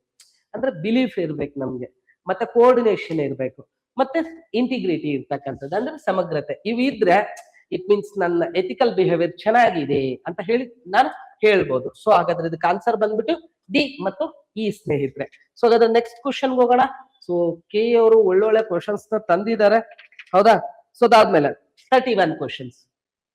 ಶಾಸನ ರಚನೆಗೆ ಸಂಬಂಧಿಸಿದಂತೆ ಈ ಕೆಳಗಿನ ಹೇಳಿಕೆಗಳಲ್ಲಿ ಯಾವುದು ಸರಿಯಾಗಿದೆ, ಹೌದಾ. ಸೊ ಅಂದ್ರೆ ಯಾವ್ದು ಸರಿಯಾಗಿದೆ ಅಂತ ಹೇಳ್ಕೊಟ್ಟಿದ್ದಾನೆ ಈ ಆಪ್ಷನ್ಸ್ ಅಲ್ಲಿ. ಸೊ ಈ ಆಪ್ಷನ್ಸ್ ಅಲ್ಲಿ ಸರಿ ಯಾವುದು ಅಂತ ನಾವು ನೋಡಕ್ ಹೋದ್ರೆ ಅಂದ್ರೆ ಲಾ ಮೇಕಿಂಗ್ ಪ್ರೋಸೆಸ್, ಲೆಜಿಸ್ಲೇಚರ್ ಅಲ್ಲಿ ಲಾ ಮೇಕಿಂಗ್ ಪ್ರೋಸೆಸ್ ಬಗ್ಗೆ ಕೇಳಿರ್ತಕ್ಕಂಥದ್ದು. ಸಂಸತ್ತಿನ ಎಲ್ಲ ವಿಷಯಗಳನ್ನು ಬಹುಮತದ ಆಧಾರದ ಮೇಲೆ ತೀರ್ಮಾನಿಸಬೇಕೆಂದು, ಸೊ ಬಹುಮತದ ಆಧಾರದ ಮೇಲೆ ತೀರ್ಮಾನಿಸಬೇಕೆಂದು ಇಟ್ ಮೀನ್ಸ್ 100+1 ವಿಧಿ ಹೇಳ್ತದೆ. ಹೌದು, ಅಫ್ಕೋರ್ಸ್ ಮೆಜಾರಿಟಿ ಮೂಲಕನೇ ಹೇಳ್ಬೇಕಾ, simple majority, special majority and effective majority ಅಂತ ಹೇಳಿ. ಸೊ ಹಾಗಾದ್ರೆ ಎ ಸರಿಯಾದಂತದ್ದು. ಎ ಸರಿ ಅಂದ್ರೆ ಇಟ್ ಮೀನ್ಸ್ ಎ ಇಲ್ಲದ ಯಾವ್ದಾರ ಇದ್ರೆ ಎಲಿಮಿನೇಟ್ ಮಾಡ್ಬಿಡಿ. ಸೊ ಹಾಗಾದ್ರೆ ಇದನ್ನ ಎಲಿಮಿನೇಟ್ ಮಾಡಿ, ಇದು ಆನ್ಸರ್ ಅಲ್ಲ. ಸೊ ಹಾಗಾದ್ರೆ ನೆಕ್ಸ್ಟ್ 107ನೇ ವಿಧಿಯು ಹಣಕಾಸಿನ ಮಸೂದೆಗಳನ್ನ ಸಂಸತ್ತಿನ ಎರಡೂ ಸದನದಲ್ಲಿ 107 ಬಗ್ಗೆ ಬರದೇ ಇಲ್ಲ. ಯಾಕಂದ್ರೆ 110ದಿಂದ ಹಿಡಿದು 117 ಕ್ಲಾಸ್ 2 ವರೆಗೂ ಫೈನಾನ್ಷಿಯಲ್ ಮ್ಯಾಟರ್ ಬಗ್ಗೆ ಹೇಳುತ್ತೆ. 110 ಮನಿ ಬಿಲ್ ಆಗಿರ್ಬೋದು, 114 ಅಪ್ರೋಪ್ರಿಯೇಷನ್ ಬಿಲ್ ಆಗಿರ್ಬೋದು, 117 ಫೈನಾನ್ಷಿಯಲ್ ಬಿಲ್ ಕ್ಲಾಸ್ 1 ಆಗಿರ್ಬೋದು, ಹೌದಾ. ಫೈನಾನ್ಷಿಯಲ್ ಬಿಲ್ ಟೈಪ್ 1 ಆಗಿರ್ಬೋದು, 117 ಕ್ಲಾಸ್ 3 ಫೈನಾನ್ಷಿಯಲ್ ಬಿಲ್ ಟೈಪ್ 2 ಆಗಿರ್ಬೋದು. ಸೊ ಹಾಗಾದ್ರೆ 107 ಹೇಳಲ್ಲ ಸ್ನೇಹಿತರೆ. ಸೊ ಹಾಗಾದ್ರೆ ಬಿ ಎಲ್ಲಿ ಇದೆಯೋ ಅದನ್ನೆಲ್ಲದು ಆನ್ಸರ್ ಅಲ್ಲ ಅದು. ಓಕೆ, ಅದು ಇದನ್ನೊಂದು ಎಲಿಮಿನೇಟ್ ಮಾಡಿ. ನೆಕ್ಸ್ಟ್, ಸಂಸತ್ತಿನ ಅಧಿವೇಶನ ಮುಕ್ತಾಯಗೊಂಡರು ಮುಂದೂಡಿದ್ದರು ಸಂಸತ್ನಲ್ಲಿರುವ ಮಸೂದೆ ಜೀವಂತವಾಗಿರುತ್ತದೆ. ಹೌದು, ಯಾಕಂದ್ರೆ ಒಂದ್ ಬಿಲ್ ಮಾಡಿದ್ವಪ್ಪ ಈಗ, ಲೈಕ್ ನೀಟ್ ಪೇಪರ್ ಲೀಕ್ ಹಗರಣಕ್ಕೆ ಸಂಬಂಧಪಟ್ಟಂಗೆ central government it means exam transparency ವಿಚಾರವಾಗಿ ಒಂದು ಅಮೆಂಡ್ಮೆಂಟ್ ಬಿಲ್ ಮಾಡಿತ್ತು. ಈ ಅಮೆಂಡ್ಮೆಂಟ್ ಬಿಲ್ ಮಾಡಿದಾಗ ಚರ್ಚೆ ಆಗ್ತಾ ಇತ್ತು ಅನ್ಕೊಳ್ಳಿ. ಲೈಕ್ ಪಾಸ್ ಆಗಿದೆ ಬಟ್ ಚರ್ಚೆ ಆಗ್ತಾ ಇತ್ತು ಅನ್ಕೊಳ್ಳಿ. ಲೈಕ್ ಏನಾದ್ರು ಪ್ರೆಸಿಡೆಂಟ್ ಅಡ್ಜಾರ್ನ್ಮೆಂಟ್ ಮೋಷನ್ ಮೂವ್ ಮಾಡಿ ಸಂಸತ್ ಅಧಿವೇಶನ ಮುಂದಕ್ಕೆ ಹಾಕಿದ್ರೆ ಬಿಲ್ ಜೀವಂತವಾಗಿರುತ್ತೆ. ಸೊ 6 ಮಂತ್ ಆದ್ರೆ ಡೆಡ್ ಲಾಕ್ ಆಗುತ್ತೆ. ಸೊ ಹಾಗಾದ್ರೆ ಸಿ ಸರಿ. ಹಾಗಾದ್ರೆ ಎ ಸಿ ಎಲ್ಲೆಲ್ಲಿದೆ ಅದನ್ನ ಹಾಕಿ. ಇಲ್ಲಿ ಸಿ ಇಲ್ಲ, ಹಾಗಾದ್ರೆ ಇವೆರಡರಲ್ಲಿ ಒಂದಿರ್ಬೇಕು. 50-50 ಮೆಥಡ್ ನ ತಗೊಳ್ಳಿ ಈಗ. ಸೊ ಹಾಗಾದ್ರೆ ಸಂಸತ್ತಿನ ಉಭಯ ಪರಿಶೀಲನೆ ನಂತರ ಮಸೂದೆ ಕಾಯ್ದೆಯಾಗಿ ಜಾರಿಗೆ ಬರುತ್ತದೆ. ಸೊ ಮಸೂದೆ ಕಾಯ್ದೆಯಾಗಿ ಜಾರಿಗೆ ಬರಲ್ಲ, ಪ್ರೆಸಿಡೆಂಟ್ ಸೈನ್ ಹಾಕ್ಬೇಕು ಅದನ್ನ. ಪ್ರೆಸಿಡೆಂಟ್ ನೀವಿಬ್ರು ಒಪ್ಪಿದ್ಮೇಲೆ, ಅಂದ್ರೆ ಲೋಕಸಭೆ ರಾಜ್ಯಸಭೆ ಎರಡೂ ಒಪ್ಪಿದ್ಮೇಲೆ ಸೊ ಪ್ರೆಸಿಡೆಂಟ್ ಹತ್ರ ಹೋಗ್ಬೇಕು, ಪ್ರೆಸಿಡೆಂಟ್ ಸೈನ್ ಹಾಕ್ಬೇಕು, ವಿಟೋ ಪವರ್ ಬಳಸಬಾರ್ದು. ಸೊ ಆಮೇಲೆ ಗೆಜೆಟ್ ನೋಟಿಫಿಕೇಶನ್ ಆಗ್ಬೇಕು. ಹಾಗಾದ್ರೆ ಡಿ ರಾಂಗ್ ಅದ. ಹಾಗಾದ್ರೆ ಆನ್ಸರ್ ಬಂದ್ಬಿಟ್ಟು ಸ್ನೇಹಿತರೆ ಇದಕ್ಕೆ ಯಾವ್ದು ಅಂತಂದ್ರೆ ಎ ಮತ್ತು ಸಿ ಆಗ್ತಕ್ಕಂಥದ್ದು. ಇದೊಂದು ನೆನಪಿರ್ಲಿ ನಿಮ್ಗೆ. ಸೊ ಹಾಗಾದ್ರೆ ನೆಕ್ಸ್ಟ್, UPSC ಸದಸ್ಯರು, ನಾನು ಹೇಳ್ತಾ ಇದ್ದೆ ಯಾವಾಗ್ಲೂ UPSC ಅಂಡ್ KPSC ಟ್ರೆಂಡಿಂಗ್ ಅಲ್ಲಿ ಇದೆ, ಹೌದಾ. ಸೊ ಟ್ರಾನ್ಸ್ಪರೆನ್ಸಿ ವಿಚಾರವಾಗಿ, ಹೌದಾ. ಸೊ ಹಾಗಾದ್ರೆ UPSC ಸದಸ್ಯರು ಸೊ ನೆನಪಿರ್ಬೇಕು ನಿಮ್ಗೆ, ಪಾರ್ಟ್ 15 ಅಲ್ಲಿ ಬರುತ್ತೆ ಕಾನ್ಸ್ಟಿಟ್ಯೂಷನ್ ಅಲ್ಲಿ. ಪಾರ್ಟ್ 15 ಅಲ್ಲಿ ಸೊ ಆರ್ಟಿಕಲ್ 315 ಇಂದ 323 ವರೆಗೂ UPSC ಅಂಡ್ SPSC ಬಗ್ಗೆ ಹೇಳುತ್ತೆ. UPSC ಮೆಂಬರ್ಸ್ ಮತ್ತು ಅಧ್ಯಕ್ಷರು ಎಲ್ಲರನ್ನೂ ಆಯ್ಕೆ ಮಾಡೋದು ಯಾರು ಅಂತಂದ್ರೆ ಇಟ್ ಮೀನ್ಸ್ ರಾಷ್ಟ್ರಪತಿ ಅಂತ ಹೇಳಿ ಕರಿತೀವಿ. ಯಾರು? ಪ್ರೆಸಿಡೆಂಟ್. ಇದಕ್ಕೆ ಆನ್ಸರ್ ಯಾವ್ದಂದ್ರೆ ಪ್ರೆಸಿಡೆಂಟ್. UPSC ಅಧ್ಯಕ್ಷರು ಸದಸ್ಯರನ್ನ ಎಲ್ಲರನ್ನೂ ಆಯ್ಕೆ ಮಾಡೋದು ಪ್ರೆಸಿಡೆಂಟ್. KPSC ಅಧ್ಯಕ್ಷರು ಸದಸ್ಯರನ್ನ ಆಯ್ಕೆ ಮಾಡೋದು ರಾಜ್ಯಪಾಲರು. ಆದ್ರೆ KPSC ಅಧ್ಯಕ್ಷರು ಸದಸ್ಯರನ್ನ ಏನಪ್ಪಾ ಅಂತಂದ್ರೆ ಇಟ್ ಮೀನ್ಸ್ ತೆಗೆದು ಹಾಕುವ ಅಧಿಕಾರ ಇಲ್ಲ ಅಂತ ಹೇಳಿ ಕರಿತೀವಿ. ನೆಕ್ಸ್ಟ್, ಅದಾದ್ಮೇಲೆ 7ನೇ ಅನುಸೂಚಿಯಲ್ಲಿ ಏನಿದೆ? 7ನೇ ಅನುಸೂಚಿಯಲ್ಲಿ ಏನಂದ್ರೆ ಫೆಡರೇಷನ್ಸ್ ಬಗ್ಗೆ ಇದೆ. ಯಾವ್ದ್ರ ಬಗ್ಗೆ ಇದೆ? Federations. Federations means union list, state list and concurrent list ಅಂತ ಹೇಳ್ಕರ್ತೀವಿ. ಕೇಂದ್ರ ಪಟ್ಟಿ, ರಾಜ್ಯ ಪಟ್ಟಿ ಮತ್ತು ಸಮವರ್ತಿ ಪಟ್ಟಿ ಅಂತ ಹೇಳ್ಕರ್ತೀವಿ. ಸೊ ಹಾಗಾದ್ರೆ ABC ಆನ್ಸರ್ ಇದಕ್ಕೆ. ಹಾಗಾದ್ರೆ ಇದಕ್ಕೆ ಆನ್ಸರ್ ಯಾವ್ದು? 3ನೇದು. ಸೊ 7ನೇ ಅನುಸೂಚಿ ಯಾವ್ದ್ರ ಬಗ್ಗೆ ಹೇಳುತ್ತೆ ಅಂದ್ರೆ ಫೆಡರೇಷನ್ಸ್ ಬಗ್ಗೆ ಹೇಳುತ್ತೆ. Federations means union list, state list and concurrent list ಅಂತ ಹೇಳ್ಕರ್ತೀವಿ. ಸೊ ಅದ್ರ ಬಗ್ಗೆ ಹೇಳ್ತಕ್ಕಂಥದ್ದು. ಅಂಡ್ ದೆನ್ ನೆಕ್ಸ್ಟ್, ಸಂಸದೀಯ ಸರ್ಕಾರ ಪದ್ಧತಿಯಲ್ಲಿ ಕಾರ್ಯಾಂಗವು ಯಾವುದಕ್ಕೆ ನೇರವಾಗಿ ಹೊಣೆಯಾಗಿರ್ತದೆ? ನಾನು ನಿಮ್ಗೆ ಹೇಳಿದೆ ಯಾವಾಗ್ಲೂ ಎಕ್ಸಿಕ್ಯೂಟಿವ್ ಲೆಜಿಸ್ಲೇಚರ್ಗೆ ರೆಸ್ಪಾನ್ಸಿಬಲ್ ಆಗಿರ್ಬೇಕು ಅಂತ ಹೇಳಿ. ಸೊ ಅಂದ್ರೆ ಶಾಸಕಾಂಗಕ್ಕೆ ಯಾವಾಗ್ಲೂ ಜವಾಬ್ದಾರಿ ಆಗಿರ್ಬೇಕು. ಯಾಕಂದ್ರೆ ಎಕ್ಸಿಕ್ಯೂಟಿವ್ ಇರುತ್ತಲ್ಲ, ಸೊ ಅದು ಲೆಜಿಸ್ಲೇಚರ್ ಇಂದನೇ ಆಗಿರುತ್ತೆ. ಸೊ ಅಂದ್ರೆ ಇವತ್ತು ರಾಷ್ಟ್ರಪತಿ ಆಗಿರೋದು ಲೆಜಿಸ್ಲೇಚರ್ ಇಂದ ಆಯ್ಕೆ ಆಗಿದ್ದಾರೆ. ಅದೇ ರೀತಿ ವೈಸ್ ಪ್ರೆಸಿಡೆಂಟ್ ಆಯ್ಕೆ ಆಗಿರೋದು ಕೂಡ ಲೆಜಿಸ್ಲೇಚರ್ ಇಂದ ಆಯ್ಕೆ ಆಗಿದ್ದಾರೆ. ಅದೇ ರೀತಿಯಾಗಿ ಪ್ರಧಾನಮಂತ್ರಿ ಮತ್ತು ಮಂತ್ರಿಮಂಡಲ ಆಯ್ಕೆ ಆಗಿರೋದು ಕೂಡ ಲೆಜಿಸ್ಲೇಚರ್ ಇಂದ ಆಯ್ಕೆ ಆಗಿದ್ದಾರೆ. ಯಾಕಂದ್ರೆ ಲೋಕಸಭೆಯಲ್ಲಿ ಅವ್ರಿಗೆ ಬಹುಮತ ಬಂದಿರೋದ್ರಿಂದ ಸರ್ಕಾರ ಬಂದಿದೆ. ಸೊ ಹಾಗಾದ್ರೆ ಸಂಸದೀಯ ಸರ್ಕಾರ ಪದ್ಧತಿಯಲ್ಲಿ ಕಾರ್ಯಾಂಗವು ಯಾವುದಕ್ಕೆ ನೇರವಾಗಿ ಉತ್ತರದಾಯಿತ್ವ ಅಂದ್ರೆ ರೆಸ್ಪಾನ್ಸಿಬಿಲಿಟಿ ಅಂತ ಹೇಳ್ಕತ್ವಿ. ಸೊ ಇದಕ್ಕೆ ಆನ್ಸರ್ ಬಂದ್ಬಿಟ್ಟು ಲೆಜಿಸ್ಲೇಚರ್, ಶಾಸಕಾಂಗ. ನೆಕ್ಸ್ಟ್, ಅದಾದ್ಮೇಲೆ 5th ಕ್ವಶನ್, ಭಾರತೀಯ ಸಂವಿಧಾನದಲ್ಲಿ ಎಷ್ಟನೇ ಭಾಗ ತುರ್ತು ಪರಿಸ್ಥಿತಿ? ಭಾಗ 18. ಭಾಗ 18. ಸೊ ಆರ್ಟಿಕಲ್ 352 ಇಂದ ಆರ್ಟಿಕಲ್ 360 ವರೆಗೂ ಏನಪ್ಪಾ ಅಂತಂದ್ರೆ ಇಟ್ ಮೀನ್ಸ್ ಕಾನ್ಸ್ಟಿಟ್ಯೂಷನ್ ಅಲ್ಲಿ ಈ ಒಂದು national emergency, state emergency and finance emergency ಬಗ್ಗೆ ಇರ್ತಕ್ಕಂಥದ್ದು. ಸೊ ಹಾಗಾದ್ರೆ ನೆಕ್ಸ್ಟ್, ಹಾಗಾದ್ರೆ ಭಾಗ 12 ಏನ್ ಇದಕ್ಕೆ ಆನ್ಸರ್ ಬಂದ್ಬಿಟ್ಟು 3. ಇದಕ್ಕೆ ಆನ್ಸರ್ ಬಂದ್ಬಿಟ್ಟು 3. 12 ಏನ್ ಹೇಳುತ್ತೆ ಅಂತಂದ್ರೆ the relationship between the centre and state ಅಂತ ಹೇಳುತ್ತೆ, ಫೈನಾನ್ಷಿಯಲ್ ರಿಲೇಷನ್ಸ್ ಬಗ್ಗೆ ಹೇಳುತ್ತೆ. ಹಾಗಾದ್ರೆ ನಿಮ್ಗೆ ಗೊತ್ತಿದೆ 16 ಏನ್ ಹೇಳುತ್ತೆ, special provision for some categories ಅಂತ ಹೇಳುತ್ತೆ. Special provision for some categories, SC ST OBC, SC ಆಯೋಗ, ST ಆಯೋಗ, ಸೊ ಅದ್ರ ಬಗ್ಗೆ ಹೇಳ್ತಕ್ಕಂಥದ್ದು. ನೆಕ್ಸ್ಟ್ 10th ಏನ್ ಹೇಳುತ್ತೆ, ಶೆಡ್ಯೂಲ್ಸ್ ಅಂಡ್ ಶೆಡ್ಯೂಲ್ಸ್ ಏರಿಯಾ ಬಗ್ಗೆ ಹೇಳ್ತಕ್ಕಂಥದ್ದು. ಸೊ ಅಂದ್ರೆ ಆದಿವಾಸಿ ಮತ್ತು ಅನುಸೂಚಿತ ಪ್ರದೇಶಗಳ ಬಗ್ಗೆ ಹೇಳ್ತಕ್ಕಂಥದ್ದು, ಶೆಡ್ಯೂಲ್ ಏರಿಯಾಸ್ ಬಗ್ಗೆ, ಶೆಡ್ಯೂಲ್ ಅಂಡ್ ಟ್ರೈಬಲ್ ಏರಿಯಾಸ್ ಬಗ್ಗೆ ಹೇಳ್ತಕ್ಕಂಥದ್ದು. ಸೊ ಇದಕ್ಕೆ ಆನ್ಸರ್ ಬಂದ್ಬಿಟ್ಟು 18. ನೆಕ್ಸ್ಟ್, ಭಾರತೀಯ ಸಂವಿಧಾನದ ವಿಧಿಯಲ್ಲಿ 356ನೇ ವಿಧಿ ಅಡಿಯಲ್ಲಿ ರಾಜ್ಯದಲ್ಲಿ ಸ್ಟೇಟ್ ಎಮರ್ಜೆನ್ಸಿ ಬಗ್ಗೆ ಕ್ವಶನ್ ಇದು. ಸ್ಟೇಟ್ ಎಮರ್ಜೆನ್ಸಿ ಬಗ್ಗೆ 356ನೇ ವಿಧಿ ಅಡಿಯಲ್ಲಿ ರಾಜ್ಯದಲ್ಲಿ ಜಾರಿಗೆ ತರಲಾಗುವ ರಾಷ್ಟ್ರಪತಿ ಆಡಳಿತಕ್ಕೆ ಸಂಬಂಧಿಸಿದ ಯಾವ ಹೇಳಿಕೆ ಸರಿಯಲ್ಲ ಅಂದ್ರೆ which is not right, it is not right ಅಂದ್ರೆ ರಾಂಗ್ ಸ್ಟೇಟ್ಮೆಂಟ್ ಯಾವುದು ಅಂತ ಹೇಳಿ. ಸೊ ರಾಂಗ್ ಸ್ಟೇಟ್ಮೆಂಟ್ ಇಲ್ಲೇ ಇದೆ. ಮೂಲಭೂತ ಹಕ್ಕುಗಳ ಮೇಲೆ ಪರಿಣಾಮ ಬರ್ತದೆ ಇಲ್ಲ, ಸ್ಟೇಟ್ ಎಮರ್ಜೆನ್ಸಿ ಆದಾಗ ಫಂಡಮೆಂಟಲ್ ರೈಟ್ಸ್ ಮೇಲೆ ಏನು ಪ್ರಾಬ್ಲಮ್ ಆಗಲ್ಲ. ಸ್ಟೇಟ್ ಎಕ್ಸಿಕ್ಯೂಟಿವ್ ಮೇಲೆ ಆಗತ್ತೆ, ಸ್ಟೇಟ್ ಲೆಜಿಸ್ಲೇಚರ್ ಮೇಲೆ ಆಗುತ್ತೆ. ಸೊ ಹಾಗಾದ್ರೆ ಇದಕ್ಕೆ ಆನ್ಸರ್ ಬಂದ್ಬಿಟ್ಟು ಸ್ನೇಹಿತರೆ ಯಾವ್ದು ಅಂದ್ರೆ 1 ಅಂತ ಹೇಳ್ತಿರ್ತಕ್ಕಂಥದ್ದು. ಇದು ಸ್ವಲ್ಪ ನೆನಪಿರ್ಬೇಕು. ಸೊ ರಾಷ್ಟ್ರಪತಿ ಅನುಮೋದನೆ ಮಾಡ್ತಾರೆ, ಅದು ಸಿಂಪಲ್ ಮೆಜಾರಿಟಿ ಸರಿ. ರಾಜ್ಯದಲ್ಲಿ ಕೇಂದ್ರ ಸರ್ಕಾರ ಸಂಬಂಧ ಬರುತ್ತೆ, ಹೌದು ಬದಲಾವಣೆ ಆಗುತ್ತೆ. ನೆಕ್ಸ್ಟ್, ರಾಜ್ಯದಲ್ಲಿ ಆಡಳಿತ ನಡೆಸಕ್ಕೆ ವಿಫಲ ಆದಾಗ ಪ್ರೆಸಿಡೆಂಟ್ ರೂಲ್ ಬರುತ್ತೆ. ಸೊ ಇವೆಲ್ಲ ಸರಿ. ಹಾಗಾದ್ರೆ ಇದಕ್ಕೆ ಆನ್ಸರ್ ಯಾವುದು ಅಂತಂದ್ರೆ 1 ಅಂತ ಹೇಳ್ತಿರ್ತೀವಿ. So article 356. ನೆಕ್ಸ್ಟ್, ಸಂವಿಧಾನ ರಚನಾ ಸಭೆಯ ಹಂಗಾಮಿ ಅಧ್ಯಕ್ಷ ಯಾರು ಅಂತ ಡೈರೆಕ್ಟ್ ಆಗಿ ಕೇಳಿಲ್ಲ ಅವರು. ನೋಡಿ, ಒಬ್ರು ಪರ್ಮನೆಂಟ್ ಅಧ್ಯಕ್ಷ ಆದ್ರು, ಅವ್ರಿಗಿಂತ ಬಿಫೋರ್ ಹಂಗಾಮಿ ಅಧ್ಯಕ್ಷ ಯಾರು ನೋಡಿ. ಕ್ವಶನ್ ಹೆಂಗ್ ರೀತಿ ಕೇಳಿದಾರೆ ನೋಡಿ. ಸೊ ಹೆಂಗಿದೆ ಅಂದ್ರೆ, ಹಂಗಾಮಿ ಅಧ್ಯಕ್ಷ ಯಾರು ಅಂದ್ರೆ ಡಾಕ್ಟರ್ ಸಚ್ಚಿದಾನಂದ ಸಿನ್ಹಾ ಅಂತ ಹೇಳ್ತಾರೆ. ಡಾಕ್ಟರ್ ಸಚ್ಚಿದಾನಂದ ಸಿನ್ಹಾ. ಫ್ರಾನ್ಸ್ ಅಲ್ಲಿ ಒಂದು ಪದ್ಧತಿ ಇದೆ, ಏನಂದ್ರೆ ಆ ಸಭೆಯಲ್ಲಿ ಯಾರು ಹಿರಿಯರು ಇರ್ತಾರೋ ಸೊ ಅವ್ರನ್ನ ಅವತ್ತೇನಪ್ಪ ಅಂತಂದ್ರೆ ಆಕ್ಟಿಂಗ್ ಚೇರ್ಮನ್ ಆಗಿ, ಆಕ್ಟಿಂಗ್ ಪ್ರೆಸಿಡೆಂಟ್ ಆಗಿ ಮಾಡ್ಬೇಕು ಅಂತ ಹೇಳಿ. ಸೊ ಹಂಗಾಗಿ ಅದೇ ನಿಯಮ ಅನುಸಾರವಾಗಿ ಡಾಕ್ಟರ್ ಸಚ್ಚಿದಾನಂದ ಸಿನ್ಹಾನ ನಾವು ಮಾಡ್ಕೊಂಡ್ವಿ ಅಂತ ಹೇಳಿ. ನಿಮ್ಗೆ ಗೊತ್ತಿದೆ, ಡ್ರಾಫ್ಟಿಂಗ್ ಕಮಿಟಿ ಅಧ್ಯಕ್ಷ ಯಾರಪ್ಪ ಅಂತಂದ್ರೆ ಡಾಕ್ಟರ್ BR ಅಂಬೇಡ್ಕರ್ ಅಂತ ಹೇಳ್ತಾ ಇರ್ತೀವಿ. ಸೊ ಅದೇ ರೀತಿ ಸಿ ರಾಜಗೋಪಾಲ್ಚಾರಿ ಯಾರು ಅಂತಂದ್ರೆ ಭಾರತದ ಮೊಟ್ಟ ಮೊದಲ ಭಾರತೀಯ ಒಂದು ಗವರ್ನರ್ ಜನರಲ್ ಅಂತೆ ಸ್ವತಂತ್ರ ಭಾರತದಲ್ಲಿ, ಹೌದಾ, ಗವರ್ನರ್ ಜನರಲ್ ಅಂತ ಹೇಳ್ತಾ ಇರ್ತೀವಿ. ಸೊ ಹಾಗಾದ್ರೆ ಬೇಸಿಕ್ ಸ್ಟ್ರಕ್ಚರ್ ಬಗ್ಗೆ ಒಂದು ಕ್ವಶನ್ ಇದೆ, ಇದು ಬೇಸಿಕ್ ಸ್ಟ್ರಕ್ಚರ್ ಬಗ್ಗೆ ಹೇಳುತ್ತೆ. ಅಂಡ್ ದೆನ್ ಇದು ಜುಡಿಷಿಯಲ್ ರಿವ್ಯೂ ಬಗ್ಗೆ ಹೇಳುತ್ತೆ, ಇದು ಜುಡಿಷಿಯಲ್ ರಿವ್ಯೂ ಬಗ್ಗೆ ಹೇಳುತ್ತೆ. ಸೊ ಅಂದ್ರೆ ಭಾರತೀಯ ಸಂವಿಧಾನ ಅಂದ್ರೆ ಕ್ವಶನ್ ನೀವು ಅದನ್ನು ಯೋಚನೆ ಮಾಡಕ್ಕೆ ಹೋಗ್ಬೇಡಿ. ಇಂಡಿಯನ್ ಕಾನ್ಸ್ಟಿಟ್ಯೂಷನ್ ಬೇಸಿಕ್ ಸ್ಟ್ರಕ್ಚರ್ ಬಗ್ಗೆ ಹೇಳಿದೆ ಅಂತ, ಅದು ಇಂಡಿಯನ್ ಕಾನ್ಸ್ಟಿಟ್ಯೂಷನ್ ಬೇಸಿಕ್ ಸ್ಟ್ರಕ್ಚರ್ ಬಗ್ಗೆ ಹೇಳಿದೆ ಅಂತ. ಅದರ ಮೂಲ ಸಂರಚನೆಯನ್ನು ಸಂಯುಕ್ತ ವ್ಯವಸ್ಥೆ, ಜಾತ್ಯತೀತವಾದ, ಮೂಲಭೂತವಾದ ಹಕ್ಕುಗಳು, ಅಂದ್ರೆ ನಿಮ್ಗೆ ಕನ್ಫ್ಯೂಸ್ ಮಾಡಕ್ ಕೊಟ್ಟಿರೋದು ಇಲ್ಲಿ ಇದೆಲ್ಲ. ಹಾಗಾದ್ರೆ ಕಾನ್ಸ್ಟಿಟ್ಯೂಷನಲ್ ಬೇಸಿಕ್ ಸ್ಟ್ರಕ್ಚರ್ ಬಗ್ಗೆ ಇದೆನಾ? ಸೊ ಇಲ್ಲ. ಹಾಗಾದ್ರೆ A ಮತ್ತು B ಸರಿ ಎಲಿಮಿನೇಟ್ ಮಾಡಿ, A ಸರಿ ಎಲಿಮಿನೇಟ್ ಮಾಡಿ. ನೆಕ್ಸ್ಟ್, ಭಾರತೀಯ ಸಂವಿಧಾನ ಅಂದ್ರೆ ಕಾನ್ಸ್ಟಿಟ್ಯೂಷನ್ ಹೇಳ್ತಾ ಇದೆ, ಏನ್ ಹೇಳ್ತಾ ಇದೆ, ನ್ಯಾಯಿಕ ವಿಮರ್ಶೆದ ಬಗ್ಗೆ ಹೇಳ್ತಾ ಇದೆ ಅಂತ. ಸೊ ಸಾರಿ, ಜುಡಿಷಿಯಲ್ ರಿವ್ಯೂ ಕೂಡ ಇಲ್ಲ. ಸೊ ಹಾಗಾದ್ರೆ ಇದಕ್ಕೆ ಏನಂದ್ರೆ A ಮತ್ತು B ಎರಡು ತಪ್ಪು, A ಮತ್ತು B ಎರಡು ತಪ್ಪು. ಸಿ ಇದಕ್ಕೆ ಆನ್ಸರ್ ಬಂದ್ಬಿಟ್ಟೆ. ಯಾಕಂದ್ರೆ ಬೇಸಿಕ್ ಸ್ಟ್ರಕ್ಚರ್ ಅನ್ನೋದು ಆಫ್ಟರ್ ಕೇಶವಾನಂದ ಭಾರತಿ ಆದ್ಮೇಲೆ ಸುಪ್ರೀಂ ಕೋರ್ಟ್ ಹೇಳಿರ್ತಕ್ಕಂಥದ್ದು. ಸೊ ಅದೇ ರೀತಿಯಾಗಿ ಜುಡಿಷಿಯಲ್ ರಿವ್ಯೂ ಅಂತಕ್ಕಂಥದ್ದು ಡೈರೆಕ್ಟ್ ಆಗಿ ಎಲ್ಲೂ ಹೇಳಿಲ್ಲ. ಸೊ ಇಂಡೈರೆಕ್ಟ್ ಆಗಿ ಏನಪ್ಪಾ ಅಂತಂದ್ರೆ ಸೊ ಎಲ್ಲಾ ಆರ್ಟಿಕಲ್ ಅಲ್ಲೂ ಇರ್ತಕ್ಕಂಥದ್ದು. ಅಂದ್ರೆ ನೆಕ್ಸ್ಟ್ ಅದಾದ್ಮೇಲೆ ಆರ್ಟಿಕಲ್ಸ್ ಬಗ್ಗೆ ನೋಡಿ, ಅವಾಗೆಲ್ಲ ಒಂದ್ ಆರ್ಟಿಕಲ್ ಕೇಳ್ತಾ ಇದ್ದ, ಅವಾಗೆಲ್ಲ ಏನ್ ಮಾಡ್ತಾ ಇದ್ದ, ಸೊ ಒಂದ್ ಆರ್ಟಿಕಲ್ ಕೇಳ್ತಾ ಇದ್ದ. ಸೊ ಈಗ ಏನ್ ಮಾಡಿದಾರೆ ಅಂದ್ರೆ ಸಾರ್ವಜನಿಕ ಉದ್ಯೋಗದಲ್ಲಿ ಸಮಾನತೆ. ಸೊ ಯಾವ್ದು ಅಂದ್ರೆ ಆರ್ಟಿಕಲ್ 16 A4 ಎಲ್ಲಿದೆ, ಇಲ್ಲಿದೆ. ಓಕೆ, ಹಾಗಾದ್ರೆ ಎಲ್ಲದೂ ಎಲಿಮಿನೇಟ್ ಮಾಡ್ಬಿಡಿ, ಮುಂದೆ ನೋಡಕ್ಕೆ ಹೋಗ್ಬೇಡಿ. ಜಾಸ್ತಿ ಫಾಲೋಯಿಂಗ್ ಇದ್ದಾಗ ಸ್ವಲ್ಪ ಈಸಿನೇ ಆಗುತ್ತೆ. A4 16ನೇ ವಿಧಿ ಅಂದ್ರೆ ಪಬ್ಲಿಕ್ ಎಂಪ್ಲಾಯ್ಮೆಂಟ್ ಅಲ್ಲಿ ಈಕ್ವಲ್ ಅಪರ್ಚುನಿಟೀಸ್ ಬಗ್ಗೆ ಹೇಳ್ತಕ್ಕಂಥದ್ದು ಆರ್ಟಿಕಲ್ 16. ಸೊ A4 ಎಲ್ಲಿದೆ, ಇಲ್ಲಿ ಅಷ್ಟೇ ಇದೆ. ಸೊ ಹಾಗಾದ್ರೆ ಎಲ್ಲದನ್ನೂ ನೋಡಕ್ ಹೋಗ್ಬೇಡಿ, ಎಲಿಮಿನೇಟ್ ಮಾಡಿ ಬಿಸಾಕ್ಬಿಡಿ. ಸೊ ಹಾಗಾದ್ರೆ ಈಸಿಯಾಗಿ ಮುಂದಿನ ಕ್ವಶನ್ ಹೋಗ್ಬೋದು. ಸೊ ಯಾಕಂದ್ರೆ ಆರ್ಟಿಕಲ್ 16 ಹೇಳುತ್ತೆ public employments equal opportunity. Article 23 ಹೇಳುತ್ತೆ ಈ ಅಬಾಲಿಷನ್ ಆಫ್ ಎಕ್ಸ್ಪ್ಲೋಟೇಷನ್ಸ್ ಬಗ್ಗೆ ಹೇಳುತ್ತೆ, ಅಂದ್ರೆ ಶೋಷಣೆ ವಿರುದ್ಧದ ಬಗ್ಗೆ ಹೇಳ್ತಕ್ಕಂಥದ್ದು. ಅಂದ್ರೆ ರೈಟ್ ಅಗೇನ್ಸ್ಟ್ ಎಕ್ಸ್ಪ್ಲೋಟೇಷನ್ಸ್ ಬಗ್ಗೆ ಹೇಳ್ತಕ್ಕಂಥದ್ದು ಯಾವುದು 23. ಅಂಡ್ 21 ಹೇಳುತ್ತೆ ವಾವ್, ಇತ್ತೀಚೆಗಂತೂ 21 right life and right to privacy is wonderful. And then 29 ಹೇಳುತ್ತೆ ಮೈನಾರಿಟಿ ಅಂಡ್ ಮೆಜಾರಿಟೀಸ್ ಬಗ್ಗೆ ಹೇಳ್ತಕ್ಕಂಥದ್ದು. ಸೊ ಹಾಗಾದ್ರೆ ಆನ್ಸರ್ ಯಾವುದು ಅಂದ್ರೆ ಸೊ ಬಿ. ಒಂದು ಸರಿ ಇದ್ರೆ ಸಾಕು, ಎಲಿಮಿನೇಟ್ ಮಾಡಿ.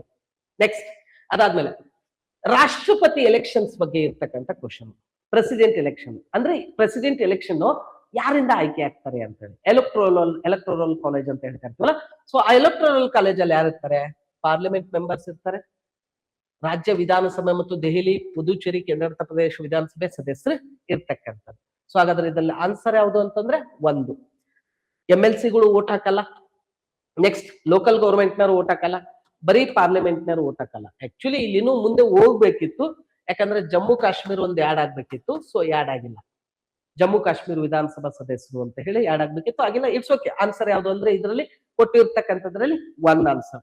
ನೆಕ್ಸ್ಟ್, ಕೆಳಗೆ ನೀಡಿರುವ ಕೇಂದ್ರಾಡಳಿತ ಪ್ರದೇಶಗಳಲ್ಲಿ ನೋಡಿ, ಈಸಿಯಾಗಿ ಹೇಳ್ಬಿಡ್ತೀನಿ ಇದನ್ನ, ಯಾವುದು ರಾಜ್ಯಸಭೆಯಲ್ಲಿ ಪ್ರಾತಿನಿಧ್ಯ ಇಲ್ಲ ಅಂದ್ರೆ ರಾಜ್ಯಸಭೆಯಲ್ಲಿ ರೆಪ್ರೆಸೆಂಟೇಷನ್ ಯಾವುದು UTಗೆ ಇಲ್ಲ ಅಂತ ಹೇಳಿ. ದೆಹಲಿಗಿದೆನಾ? ದೆಹಲಿಗಂತೂ ಇದೆನಾ? ಸೊ ಹಾಗಾದ್ರೆ ದೆಹಲಿ ಇದೆ ಅಂದ್ರೆ ದೆಹಲಿ ಎಲ್ಲೆಲ್ಲಿದೆ ಅಲ್ಲಿ ಎಲಿಮಿನೇಟ್ ಮಾಡಿ, ಇದನ್ನ ಎಲಿಮಿನೇಟ್ ಮಾಡಿ, ಇದನ್ನ ಎಲಿಮಿನೇಟ್ ಮಾಡಿ, ಹೌದಾ? ಮತ್ತೆ ಜಮ್ಮು ಕಾಶ್ಮೀರ ಇದೆ, ಇದನ್ನ ಎಲಿಮಿನೇಟ್ ಮಾಡಿ. ಹಾಗಾದ್ರೆ ಆನ್ಸರ್ ಯಾವುದು? ಚಂಡೀಗಢ, ಲಕ್ಷದ್ವೀಪ್, ಲಡಾಖ್. ಆನ್ಸರ್ ಯಾವುದು? ಚಂಡೀಗಢ, ಲಕ್ಷದ್ವೀಪ್, ಲಡಾಖ್ ಅಂತ ಹೇಳ್ತಾ ಇರ್ತೀವಿ. ಸೊ ಅಂದ್ರೆ ಚಂಡೀಗಢ್ಗೆ ಏನಪ್ಪಾ ಅಂತಂದ್ರೆ ಇಟ್ ಮೀನ್ಸ್ ರಾಜ್ಯಸಭೆಯಲ್ಲಿ ನಾಮಿನೇಷನ್ಸ್ಗೆ ಅವಕಾಶ, ಇದು ರೆಪ್ರೆಸೆಂಟೇಟರ್ಸ್ ಇಲ್ಲ, ಚಂಡೀಗಢ ಇಲ್ಲ, ಲಡಾಖ್ ಇಲ್ಲ, ಸೊ ಹಾಗಾಗಿ ಲಕ್ಷದ್ವೀಪ್ ಇಲ್ಲ. ಸೊ ಹಾಗಾದ್ರೆ ಇಟ್ ಮೀನ್ಸ್ ಇದಕ್ಕೆ ಆನ್ಸರ್ ಬಂದ್ಬಿಟ್ಟು 3 ಅಂತ ಹೇಳ್ತಾ ಇರ್ತೀವಿ. ನೆಕ್ಸ್ಟ್, ಭಾರತ ಸರ್ಕಾರದ ಅತ್ಯುನ್ನತ ಕಾನೂನು ಸಲಹೆಗಾರ ಅಂತ ಹೇಳಿ, legal adviser, highest legal adviser ಯಾರು ಯೂನಿಯನ್ ಗೌರ್ಮೆಂಟ್ಗೆ? ಸೊ ಅಟಾರ್ನಿ ಜನರಲ್ ಅಂತ ಹೇಳ್ತಾ ಇರ್ತೀವಿ. ಆರ್ಟಿಕಲ್ 76 ಅಂತ ಹೇಳ್ತಾ ಇರ್ತೀವಿ. Indian highest legal officer, highest legal adviser, ಹೌದಾ? ಸೊ ಈಕ್ವಲ್ ಟು MP, ಹೌದಾ? ಸೊ ಅವ್ರ ಬಗ್ಗೆ ಹೇಳ್ತಕ್ಕಂಥದ್ದು. ಇವರು ಸ್ಟೇಟ್, ಇವ್ರೇನಂದ್ರೆ ಸ್ಟೇಟ್ ಗೌರ್ಮೆಂಟ್ಗೆ ಅಡ್ವೈಸರ್ ಆಗಿರ್ತಾರೆ, ಹೌದಾ? ಇನ್ CAG ಅಂತ ಗೊತ್ತಿದೆ, it's also one of the constitutional body. Next, ರಾಜ್ಯಪಾಲರು ಅಂದ್ರೆ ಗವರ್ನರ್. ಸೊ ಯಾರಿಗೆ ರಿಸಿಗ್ನೇಷನ್ ಕೊಡ್ತಾರೆ? ಸೊ ಯಾರಿಗೆ ಕೊಡ್ತಾರೆ ಅಂದ್ರೆ ರಾಷ್ಟ್ರಪತಿ ಕೊಡ್ತಾರೆ. ರಾಜ್ಯಪಾಲರು ಇಟ್ ಮೀನ್ಸ್ ರಿಸಿಗ್ನೇಷನ್ ನ ಯಾರಿಗೆ ಕೊಡ್ತಾರೆ ಅಂತಂದ್ರೆ ಇಟ್ ಮೀನ್ಸ್ ರಾಷ್ಟ್ರಪತಿ ಕೊಡ್ತಾರೆ. ನಿಮ್ಗೆ ಗೊತ್ತಿದೆ ರಾಷ್ಟ್ರಪತಿ ಯಾರಿಗೆ ಕೊಡ್ತಾರೆ? ಇದಕ್ಕೆ ಆನ್ಸರ್ ಬಂದ್ಬಿಟ್ಟು 1, ಹೌದಾ? ಹಾಗಾದ್ರೆ ಪ್ರೆಸಿಡೆಂಟ್ ಯಾರಿಗೆ ಕೊಡ್ತಾರೆ? ವೈಸ್ ಪ್ರೆಸಿಡೆಂಟ್ ಕೊಡ್ತಾರೆ. But vice president consultation vice speaker of the Lok Sabha, ಅದು ಒಂದ್ ಸ್ವಲ್ಪ ನೆನಪಿರ್ಲಿ. ನೆಕ್ಸ್ಟ್, ಪ್ರಧಾನ ಮಂತ್ರಿ ಯಾರಿಗೆ ಕೊಡ್ತಾರೆ? ರಾಷ್ಟ್ರಪತಿ ಕೊಡ್ತಾರೆ. ಸುಪ್ರೀಂ ಕೋರ್ಟ್ ಮುಖ್ಯ ನ್ಯಾಯಾಧೀಶ ಯಾರಿಗೆ ಕೊಡ್ತಾರೆ? ರಾಷ್ಟ್ರಪತಿ ಕೊಡ್ತಾರೆ. ನೆಕ್ಸ್ಟ್, ರಾಜ್ಯದ ಮುಖ್ಯಮಂತ್ರಿ ಯಾರಿಗೆ ಕೊಡ್ತಾರೆ?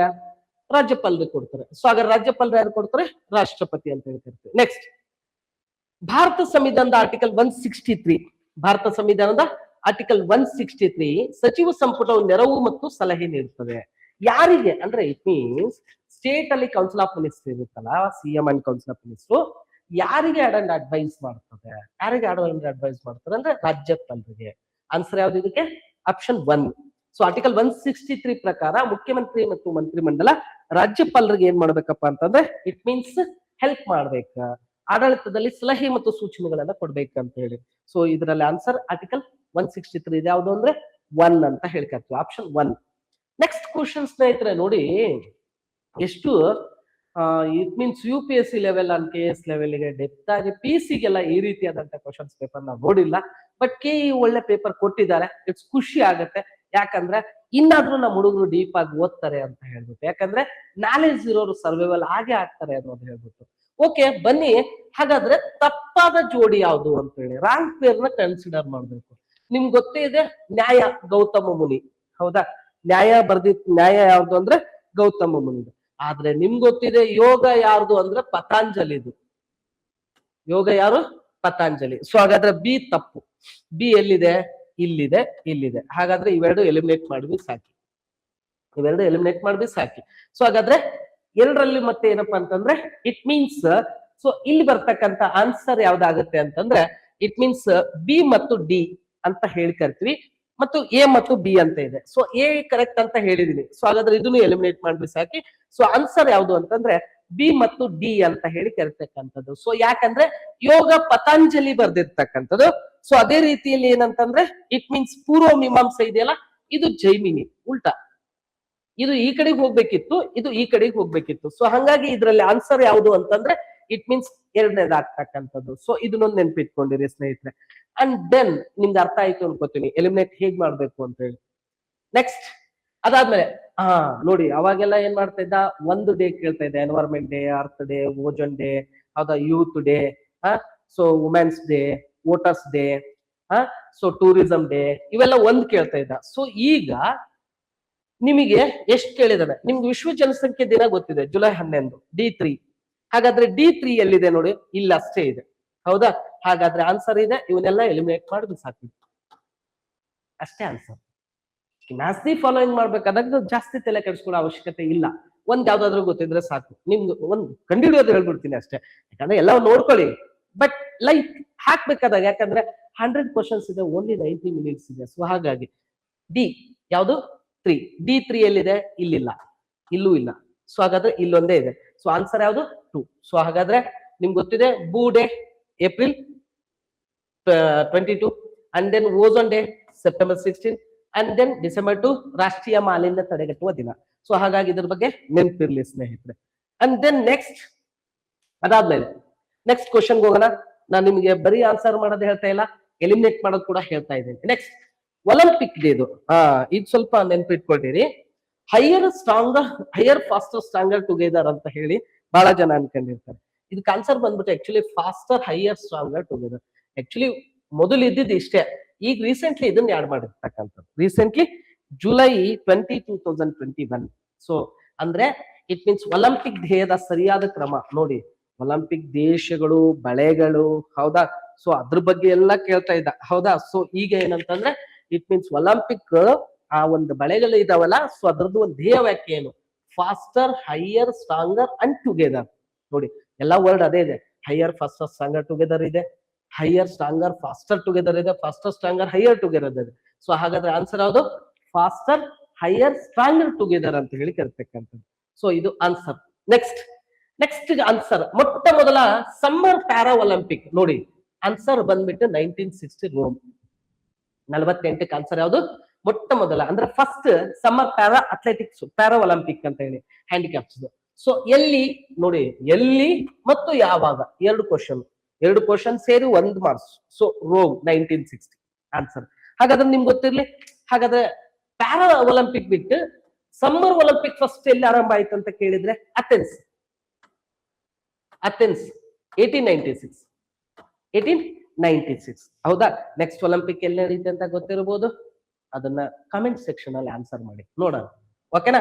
ನೆಕ್ಸ್ಟ್ ಮಾನವ ಅಭಿವೃದ್ಧಿ ಸೂಚ್ಯಂಕದ ಬಗ್ಗೆ ಇರ್ತಕ್ಕಂಥದ್ದು. ಸೊ ಈ ಕ್ವಶನ್ಸ್ ನಾನು ಹೇಳ್ತೀನಿ ನಿಮ್ಗೆ ನೆಕ್ಸ್ಟ್ ಅಲ್ಲಿ. ಹಾಗಾದ್ರೆ ನೆಕ್ಸ್ಟ್ ಅದಾದ್ಮೇಲೆ ಏನಂತಂದ್ರೆ ಇಲ್ಲಿ ಫಿನಾನ್ಸ್ ಕಮಿಷನ್ ರಿಲೇಟೆಡ್ ಸಂಬಂಧಪಟ್ಟಿದೆ, ಫಿನಾನ್ಸ್ ಕಮಿಷನ್ ರಿಲೇಟೆಡ್. ಸೊ ನಿಮ್ಗೆ ಅವಾಗೆಲ್ಲ ಏನ್ ಮಾಡ್ತಾ ಇದ್ದ, 1 ಯಾರು 2 ಯಾರು 3 ಯಾರು ಅಂತ ಗೊತ್ತಿದ್ರೆ ಸಾಕು ಅಂತ. ಈಗ ಏನಿಲ್ಲ ನೋಡಿ, 5 ಕೊಟ್ಟಿದ್ದಾರೆ.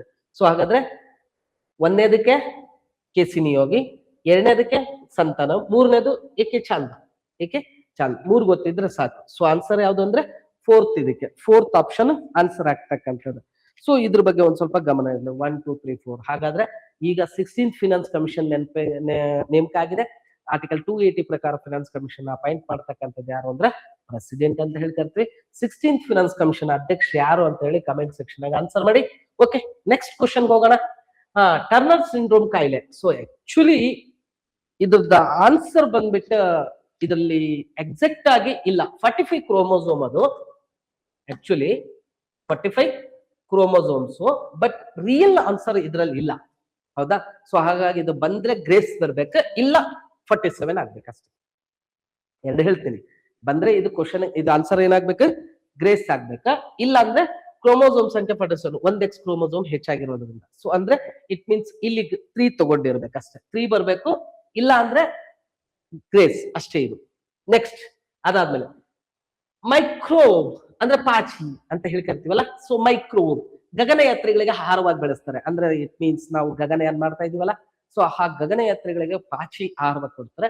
ಸೊ ಯಾಕೆ, ಸೊ ಯಾವುದು ಅಂದ್ರೆ ಸ್ಪೈರೋಲಿನಾ ಅಂತ ಹೇಳಿ ಆನ್ಸರ್ ಬಂದ್ಬಿಟ್ಟು. ಯಾಕಂದ್ರೆ ಅವು ಸಿಂಗಲ್ ಸೆಲ್ ಇರ್ತಕ್ಕಂಥ ಇಟ್ ಮೀನ್ಸ್ ಆ ಸಿಂಗಲ್ ಸೆಲ್ ಅಲ್ಲಿ ಹೆವಿ ಪ್ರೋಟೀನ್ ಇರುತ್ತೆ, ಯಾಕಂದ್ರೆ ಗಗನಯಾನಗಳು ಪ್ರೋಟೀನ್ಸ್ ಬೇಕಾಗ್ತದೆ. ಸ್ಪೈರೋಲಿನ್ ಅಂತ ಹೇಳಿ ಇದಕ್ಕೆ answer. Next Minamata conventions. So Minamata conventions even. So ಇದು ಯಾವ್ದಕ್ಕೆ ಸಂಬಂಧಪಟ್ಟಿದ್ದು ಅಂತ ಹೇಳಿ ಕೇಳ್ತಾರೆ. ಸೊ ಇದು ಪಾದರಸಕ್ಕೆ ಸಂಬಂಧಪಟ್ಟಿರ್ತಕ್ಕಂಥದ್ದು. ಸೊ ಮೀನಮಾಟ ಕನ್ವೆನ್ಷನ್ಸ್ ಯಾವ್ದು ರಿಲೇಟೆಡ್ ಅಂತ ಹೇಳಿ ಕೇಳ್ತಾನೆ. ಸೊ ಹಾಗಾದ್ರೆ ಈಗ ಆಲ್ರೆಡಿ ಏನಂತ ಹೇಳಿದಾನೆ ಅಂದ್ರೆ, ಸೊ ಪಾದರಸಕ್ಕೆ ಸಂಬಂಧಪಟ್ಟಿರ್ತಕ್ಕಂಥದ್ದು ನೋಡಿ, carbon monoxide, sulphur dioxide, nitrogen oxides, so ಈ ರೀತಿಯಾಗಿ ಎಲ್ಲ ಇರ್ತಕ್ಕಂಥದ್ದು. ಸೊ ಅದು ಏನಪ್ಪಾ ಅಂತಂದ್ರೆ ಇಟ್ ಮೀನ್ಸ್ ಪಾದರಸಕ್ಕೆ ಸಂಬಂಧಪಟ್ಟಿರ್ತಕ್ಕಂಥದ್ದು. And then next questions, compressed natural gas. ನಾನು ಯಾವಾಗ್ಲೂ ಕ್ಲಾಸ್ ಅಲ್ಲಿ ಹೇಳ್ತಾ ಇದ್ದೆ CNG, ING, ಹೌದಾ? ಸೊ LPG, ಸೊ ಇವನ್ನೆಲ್ಲ ಸರಿಗ್ ನೋಡ್ಕೊಳ್ಳಿ, ಯಾಕಂದ್ರೆ ಈಗ ಮಧ್ಯಪ್ರಾಚ್ಯ ರಾಷ್ಟ್ರಗಳಲ್ಲಿ ಯುದ್ಧ ಆಗ್ತಾರೆ ಇದರಿಂದ ಅಂತ ಹೇಳಿ. ಸೊ ಇದಕ್ಕೆ ಆನ್ಸರ್ ಯಾವ್ದು ಅಂತಂದ್ರೆ, ಅಂದ್ರೆ ಡೀಸೆಲ್ ಪೆಟ್ರೋಲ್ ಬದಲಾಗಿ ನಾವು CNG ಯನ್ನು ಬಳಸ್ತಾ ಇದೀವಿ. ಅಂದ್ರೆ ನೋಡ್ತಾ ಇರ್ಬೋದು ನೀವು, ಮೊನ್ನೆ ಎಲ್ಲ ಆಟೋಗಳೆಲ್ಲ ಲೈನ್ ಅಲ್ಲಿ ನಿಂತ್ಕೊತಾ ಇದ್ವು. ಅಂದ್ರೆ ಆಟೋಗಳು ಅವೆಲ್ಲ CNG ನ ತುಂಬಿಸ್ಕೊತಾ ಇದ್ದಾರೆ. ಸೊ ಯಾಕೆ ಅದನ್ನ ಪೆಟ್ರೋಲ್ ಡೀಸೆಲ್ಗೆ ಪರ್ಯಾಯವಾಗಿ ಬಳಸ್ತಾರೆ ಅಂತ ಹೇಳಿ ಆನ್ಸರ್ ಇರ್ತಕ್ಕಂಥದ್ದು. ಸೊ ಇದಕ್ಕೆ ಆನ್ಸರ್ ಯಾವುದು ಅಂತಂದ್ರೆ BCD. ಆದ್ರೆ ಇದು ಪರಿಣಾಮಕಾರಿಯಾಗಿ ಉರಿತದೆ ಅಲ್ಲ. ಉರಿಯಂಗ್ ಇದ್ದಿದ್ರೆ ಗಾಡಿಯಲ್ಲಿ ಆಗ್ತಿದ್ರು ಗುರು ಅದನ್ನ. ಅದೇನಾರ ಅಪ್ಪಿ ತಪ್ಪಿ ಅದು ಉರಿಯಂಗಿದ್ರೆ ಅದನ್ನ ಗಾಡಿಲಿ ಯಾಕೆ ಆಗ್ತಾ ಇದ್ರು. ಸೊ ಹಾಗಾಗಿ ಅದನ್ನ ಇದ್ದ ಹತ್ರ ತೆಗೆದ್ಬಿಡಿ, ಇಲ್ಲಿದೆ ಎಲಿಮಿನೇಟ್ ಮಾಡಿ, ಇಲ್ಲಿ ಎಲಿಮಿನೇಟ್ ಮಾಡಿ. ಹಾಗಾದ್ರೆ BC ಅಂದ್ರೆ ಪೈಪ್ ಲೈನ್ ಅಲ್ಲಿ ಈಸಿಯಾಗಿ ಅದನ್ನ ಏನ್ ಮಾಡ್ಬೋದು ಅಂತಂದ್ರೆ, ಇಟ್ ಮೀನ್ಸ್ ಅದನ್ನ ಫುಲ್ ಮಾಡ್ಬೋದು. ಮತ್ತೆ ಅದು ಜಾಸ್ತಿ ಮಿಕ್ಸ್ ಮಾಡಕ್ ಬರಲ್ಲ. ಅದನ್ನ ಏನಪ್ಪಾ ಅಂದ್ರೆ ಇಟ್ ಮೀನ್ಸ್ ಮಿಕ್ಸ್ ಮಾಡಕ್ ಬರಲ್ಲ, ಹಾರ್ಡ್ ಆಗಿರ್ತಕ್ಕಂಥದ್ದು. ಇದು ಕೂಡ ಇದಕ್ಕೆ ಆನ್ಸರ್ ಯಾವ್ದು ಅಂತಂದ್ರೆ ಎರಡನೇದು, second option. And then next question, ಮೀನಿನ ಎಣ್ಣೆಲಿ. ಸೊ PC ಬಹಳ ಸಲ ರಿಪೀಟ್ ಆಗಿರುವಂತ ಕ್ವಶನ್ ಇದು. ಸೊ ಒಮೆಗಾ 3 ಅಂತ ಹೇಳಿ ಕರಿತೀವಿ. ಸೊ ಯಾವ್ದು ಒಮೆಗಾ 3 ಅಂತ ಹೇಳಿ. ಸೊ 55 ನಿಮ್ಗೆ ಗೊತ್ತಿರ್ಬೋದು, ಹೆಲ್ದಿ ಫ್ಯಾಟ್ಸ್, ಹೌದಾ? ಒಮೆಗಾ 3 ಹಾರ್ಟ್ಗೆ ಒಳ್ಳೇದು. ಸೊ ಅದೇ ರೀತಿಯಾಗಿ ಬ್ರೈನ್ಗೆ ಒಳ್ಳೇದು, ಅದೇ ರೀತಿ ಕಣ್ಣಿಗೆ ಒಳ್ಳೇದು. ಸೊ ಅದಕ್ಕೆ ಹೇಳ್ತಾ ಇರ್ತಾರೆ, ನೀವು ನೋಡಿರ್ಬೋದು ಉತ್ತರ ಕನ್ನಡ ಕಡೆಗೆ, ಕರಾವಳಿ ಭಾಗದಲ್ಲಿ, ದಕ್ಷಿಣ ಕನ್ನಡದಲ್ಲಿ ಮೆದುಳು ಬಹಳ ಎಂತ ಸಾವು ಮರೆಯನಿಂದ ಅಂತ ಇರ್ತಾರೆ. ಅಂದ್ರೆ ಅವರು ಸಿಕ್ಕಾಬಟ್ಟೆ ಫುಲ್ ಸ್ಟ್ರಾಂಗ್ ಇರ್ತಾರೆ, ಯಾಕಂದ್ರೆ ಅದು ಬ್ರೈನ್ಗೆ, ಕಣ್ಣಿಗೆ ಸೊ ಬಹಳ ಒಳ್ಳೇದಾಗಿರ್ತಕ್ಕಂಥದ್ದು. ಸೊ ಆನ್ಸರ್ ಯಾವ್ದು ಅಂತಂದ್ರೆ 2 ಅಂತ ಹೇಳ್ಕರ್ತೀವಿ. ನೆಕ್ಸ್ಟ್ ಅದಾದ್ಮೇಲೆ, ಹಾಗಾದ್ರೆ ಈ ಕೆಳಗಿನ ಗುಂಪಿಗೆ ಯಾವುದು ಮಾರ್ಪಡದ ಎಲೆಗೆ ಉದಾಹರಣೆ ಆಗಿದೆ? So option B. ಇದಕ್ಕೆ ಆನ್ಸರ್ ಯಾವ್ದು ಅಂತಂದ್ರೆ ಆಪ್ಷನ್ B ಅಂತ ಹೇಳಿ ಕರಿತಕ್ಕಂಥ ಸ್ನೇಹಿತರೆ. ಸೊ ಇದ್ರ ಬಗ್ಗೆ ನೆನಪಿರ್ಲಿ. ಅಂಡ್ ದೆನ್ ನೆಕ್ಸ್ಟ್ ಕಿಡ್ನಿಗೆ ಸಂಬಂಧಪಟ್ಟಿರ್ತಕ್ಕಂಥದ್ದು. ನಿಮ್ ಬ್ಲಡ್ ಅಲ್ಲಿ ಇಟ್ ಮೀನ್ಸ್ ಏನಾದ್ರೂ ಕಲುಷಿತ ಆಗಿದ್ರೆ, ಹೌದಾ, ವಿಷಕಾರಿ ಅಂಶಗಳಿದ್ರೆ ಯಾವ ಕಾಯಿಲೆ ಬರುತ್ತದೆ ಅಂತ ಹೇಳಿ. ಸೊ ಯುರೇಮಿಯಾ ಅಂತ ಹೇಳ್ತಾರೆ, ಕಿಡ್ನಿ ರಿಲೇಟೆಡ್ ಆಗಿರ್ತಕ್ಕಂಥದ್ದು. ಸೊ ಅಂದ್ರೆ ರಕ್ತದಲ್ಲಿ ಏನಪ್ಪಾ ಅಂತಂದ್ರೆ ಇಟ್ ಮೀನ್ಸ್ ವಿಷಕಾರಿ ಅಂಶಗಳು ಏನಾದ್ರು ಇದ್ದಂತ ಸಂದರ್ಭದಲ್ಲಿ ಕಿಡ್ನಿ ಸರಿಯಾಗಿ ಕೆಲಸ ಮಾಡಲ್ಲ. ಸೊ ಅವಾಗ ಇಟ್ ಮೀನ್ಸ್ ಯಾವ ಕಾಯಿಲೆ ಬರುತ್ತದೆ? ಯುರೇಮಿಯಾ ಅಂತ ಹೇಳಿ ಕರಿತಕ್ಕಂಥದ್ದು. ನೆಕ್ಸ್ಟ್ ಅದಾದ್ಮೇಲೆ ಜೆಲ್ಸ್ ವಿದ್ಯುತ್ ಸಕರಣದ ನೋಡಿ, ಸೈನ್ಸ್ ಮಿನಿಮಮ್ 15 ಕ್ವಶನ್ಸ್ ಮೇಲೆ ಹಾಕಿದ್ದಾರೆ, ಹೌದಾ? ಸೈನ್ಸ್ ವಿದ್ಯುತ್ ಇದ್ರಲ್ಲಿ ಏನಂತಂದ್ರೆ ಜೆಲ್ಸ್ ವಿದ್ಯುತ್ ಸವನಲ್ಲಿ DNA ಯಾವ ಕಡೆ ಚಲಿಸುತ್ತದೆ ಅಂತ, ಕ್ಯಾಥೋಡ್ ಮತ್ತು ಅನೋಡ್ ಅಂತ ಹೇಳಿ ಕರಿತೀವಿ. ಕ್ಯಾಥೋಡ್ ಮತ್ತು ಅನೋಡ್ ಅಂದ್ರೆ ಋಣಾತ್ಮಕ ಎಲೆಕ್ಟ್ರೋಡ್ ಅಂತ ಹೇಳಿ ಕರಿತೀವಿ, ಋಣಾತ್ಮಕ ಎಲೆಕ್ಟ್ರೋಡ್, ನೆಗೆಟಿವ್ ಎಲೆಕ್ಟ್ರೋಡ್ ಅಂತ ಹೇಳಿ ಕರಿತೀವಿ. ಸೊ ಆನ್ಸರ್ ಬಂದ್ಬಿಟ್ಟು ನೆಕ್ಸ್ಟ್, ಭೂಮಿ ಸೂರ್ಯನ ಸುತ್ತ ಸುತ್ತಲು ಎಷ್ಟು ದಿನ ಬೇಕು, ಎಷ್ಟು ಗಂಟೆ ಬೇಕು? ಭೂಮಿ ತನ್ನ ಸುತ್ತಕ್ಕೆ ಎಷ್ಟು ದಿನ ಬೇಕು, ಎಷ್ಟು ಗಂಟೆ ಬೇಕು? ಇವೆಲ್ಲ ಕೇಳ್ತಾ ಇದೀವಿ ನಾವು, ಹೌದಾ? ಈಗ ಎಲ್ಲಾ ಗ್ರಹಗಳ ಸೈಕಲ್ ಕೇಳಿದಾನೆ. ಎಲ್ಲಾ ಗ್ರಹಗಳ ಸೈಕಲ್ ಅಂದ್ರೆ ಇಟ್ ಮೀನ್ಸ್ ಅಲ್ಲಿರ್ತಕ್ಕಂಥ ಗುರು ಗ್ರಹದಾಗಿರ್ಬೋದು, ವೆನಿಸ್, ಸೊ ಅದರದಾಗಿರ್ಬೋದು, ಅಥವಾ ಇಟ್ ಮೀನ್ಸ್ ಶನಿ ಗ್ರಹದಾಗಿರ್ಬೋದು. ಸೊ ಯಾವ್ದ್ಯಾವ್ದು ಎಷ್ಟೆಷ್ಟು ದಿನ ಅಂತಂದ್ರೆ ನಿಮ್ಗೆ ಗೊತ್ತಿದೆ, ಗುರು 12, ಹೌದಾ? ಗುರು ಇಟ್ ಮೀನ್ಸ್ ಸೈಕಲ್ ಎಷ್ಟು ಅಂತಂದ್ರೆ 12 years ಅಂತ ಹೇಳ್ತಾರೆ. ಸೊ ಹಾಗಾದ್ರೆ ಬಿ ದಲ್ಲಿ ಯಾವ್ದಿದೆ ಅದು ಇದ್ರಲ್ಲಿ ಎಲಿಮಿನೇಟ್ ಮಾಡಕ್ಕೆ, ಇದನ್ನ ಎಲಿಮಿನೇಟ್ ಮಾಡಕ್ಕೆ, ಇದನ್ನ ಎಲಿಮಿನೇಟ್ ಮಾಡಕ್ಕೆ. Answer C. ನೋಡಿ, ನೋಡಕ್ಕೆ ಹೋಗ್ಬೇಡಿ, ಒಂದು ಗೊತ್ತಿದ್ರೆ ಸಾಕು, ಆನ್ಸರ್ ಹಾಕ್ಬಿಡ್ಬೋದು. ಸೊ ಇದಕ್ಕೆ ಆನ್ಸರ್ ಬಂದ್ಬಿಟ್ಟು ಸಿ, ಯಾಕಂದ್ರೆ ಗುರುಗ್ರಹದ ಒಂದು ಗೊತ್ತಿದ್ರೆ ಸಾಕು ನಿಮ್ಗೆ. ಗುರುಗ್ರಹದ ಒಂದು ಗೊತ್ತಿದ್ರೆ ಉಳಿದಿದ್ ಓದೋ ಅವಶ್ಯಕತೆ ಇಲ್ಲ, ಯಾಕಂದ್ರೆ ವರ್ಷ ಪೂರ್ತಿ ಓದಿರ್ತೀರ, 90 ನಿಮಿಷ ಹಾಕಕ್ ಹೋಗಿರ್ತೀರ ಆನ್ಸರ್ನ, ಹೌದಾ? ಸೊ ಹಾಗಾಗಿ ನೆಕ್ಸ್ಟ್ ಅದಾದ್ಮೇಲೆ ಹೇಳಿಕೆಗಳನ್ನ ಗಮನಿಸ್ಬೇಕು.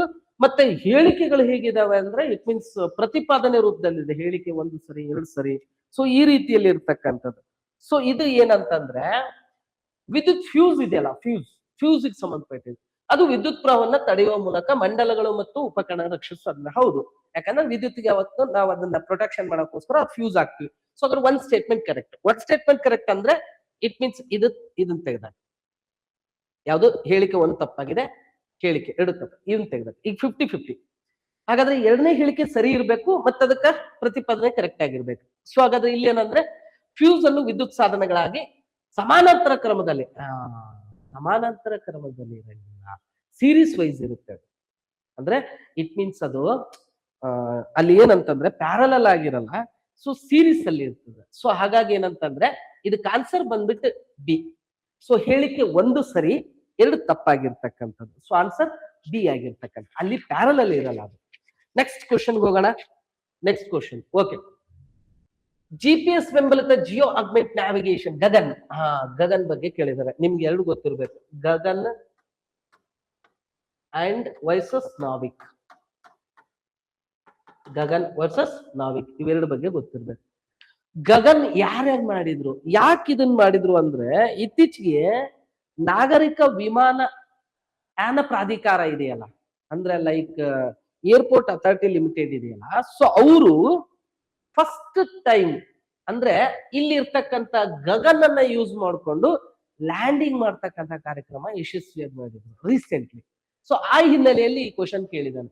ಹಾಗಾದ್ರೆ ಗಗನ್ ನ ಯಾರು ಡೆವಲಪ್ಮೆಂಟ್ ಮಾಡಿದ್ರು? ಆಕ್ಚುಲಿ ಗಗನ್ ಇವತ್ತು ಬಂದಿಲ್ಲ, 2015ರಲ್ಲಿ ಬಂದಿರೋದು ಗಗನ್. ಸೊ ಗಗನ್, ಹಾಗಾದ್ರೆ ನಿಮ್ಗೆ ಹೇಳಿದ್ನಲ್ಲ, ISRO and AI, airport authority of India, airport authority of India ಅಂತ ಹೇಳಿ ಕರ್ತೀವಿ. ಸೊ ಇದು ರೀಸೆಂಟ್ ಆಗಿ ಯಾಕೆ ಹೇಳಿದ್ರು ಅಂದ್ರೆ, ವಿಮಾನಯಾನ ಪ್ರಾಧಿಕಾರ ಇತ್ತೀಚೆಗೆ ಗಗನ್ ಅನ್ನು ಯೂಸ್ ಮಾಡಿಕೊಂಡು ವಾಣಿಜ್ಯಾತ್ಮಕವಾಗಿ ಯಶಸ್ವಿಯಾಗಿ ಸೇಫ್ ಲ್ಯಾಂಡಿಂಗ್ ಅನ್ನು ಮಾಡ್ಕೊಂಡು ಒಂದು ಕರೆಂಟ್ ಅಫೇರ್ಸ್ ನೋಡಿದ್ವಿ. ಸೊ ಆ ಹಿನ್ನೆಲೆಯಲ್ಲಿ ಗಗನ್ ಯಾರು ಡೆವಲಪ್ಮೆಂಟ್ ಮಾಡಿದ್ದಾರೆ ಅಂತ ಕೇಳಿದ್ರೆ, ISRO, Indian space research organisation and airport authority of India answer ಇದಕ್ಕೆ. ನೆಕ್ಸ್ಟ್, ಇಸ್ತ್ರಿ ಪೆಟ್ಟಿಗೆ, ಐರನ್ ಬಾಕ್ಸ್ ಅಲ್ಲಿ ಇಟ್ ಮೀನ್ಸ್ ಮಿಶ್ರ ಲೋಹವನ್ನ, ಅಂದ್ರೆ ಲೈಕ್ ಮಿಕ್ಸ್ಡ್, ಇಟ್ ಮೀನ್ಸ್ ಇದನ್ನ ಬಳಸ್ತೀವಿ, ಮೆಟಲ್ ಬಳಸ್ತೀವಿ ಅಂತ ಹೇಳಿದ್ದಾರೆ. ಯಾಕೆ ಬಳಸ್ತೀವಿ ನಿಮ್ಗೆ ಗೊತ್ತಿರ್ಬೋದು.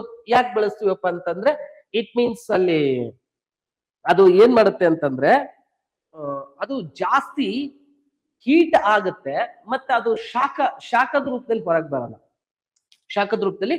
ಬರಲ್ಲ. ಮಿಶ್ರಲೋಹ ಪ್ರತಿಪದವು ಅದರ ಘಟಕ ಲೋಹಗಳ ಪ್ರರೋಧಕ್ಕಿಂತ ಹೆಚ್ಚಾಗಿರ್ತದೆ ಅಂತ ಹೇಳಿ.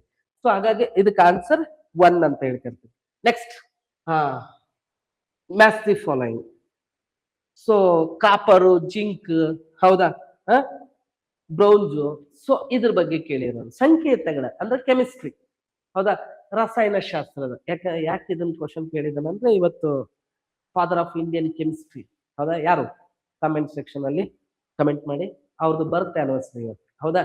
ಸೊ ಹಾಗಾಗಿ ಕೆಮಿಸ್ಟ್ರಿ ರಿಲೇಟೆಡ್ ಕ್ವಶನ್ ಇದು. ಸೊ 65. ಸೊ ಇದಕ್ಕೆ ಆನ್ಸರ್ ಯಾವ್ದಂದ್ರೆ 4 ಅಂತ ಹೇಳ್ತಾ ಇರ್ತೀವಿ. ಅಂದ್ರೆ A2 ಕಾಪರ್ ಏನಪ್ಪಾ ಅಂತಂದ್ರೆ ಇಟ್ ಮೀನ್ಸ್ ಬ್ರಾಸ್, ಹೌದಾ. ಸೊ ಅದೇ ರೀತಿಯಾಗಿ B4 copper and it means browns, ಹೌದಾ. ಸೊ ಈ ರೀತಿಯಾಗಿ ಮ್ಯಾಚ್ ದಿ ಫಾಲೋಯಿಂಗ್. ನೆಕ್ಸ್ಟ್, ನಾನು ಕಮೆಂಟ್ ಸೆಕ್ಷನ್ ಅಲ್ಲಿ ಆನ್ಸರ್ ಮಾಡಿ. ನೆಕ್ಸ್ಟ್, ದೂರದರ್ಶನ ನಳಿಕೆಗಳು ಮತ್ತು ದೀಪ ಸ್ತಂಭಗಳಲ್ಲಿ ಅಂದ್ರೆ ಲೈಟ್ ಹೌಸ್ ಅಂದ್ರೆ ಕಂಬ. ಸೊ ಉಪಯೋಗಿಸುವ ಅನಿಲಗಳು ಇವು ಆಗಿರ್ತವೆ ಅಂತ ಹೇಳಿ. ಯಾವ್ದು ಉಪಯೋಗಿಸ್ತಾರೆ ಅಂತ ಹೇಳ್ಬಿಟ್ಟು ಈಗ ಹೊಸದಾಗಿರ್ತಕ್ಕಂಥದ್ದು ಪೆರಿಯೋಡಿಕ್ ಟೇಬಲ್ ಬಗ್ಗೆ ನಿಮ್ಗೆ ಗೊತ್ತಿದ್ರೆ ಗೊತ್ತಾಗುತ್ತೆ. ಕ್ರಿಪ್ಟಾನ್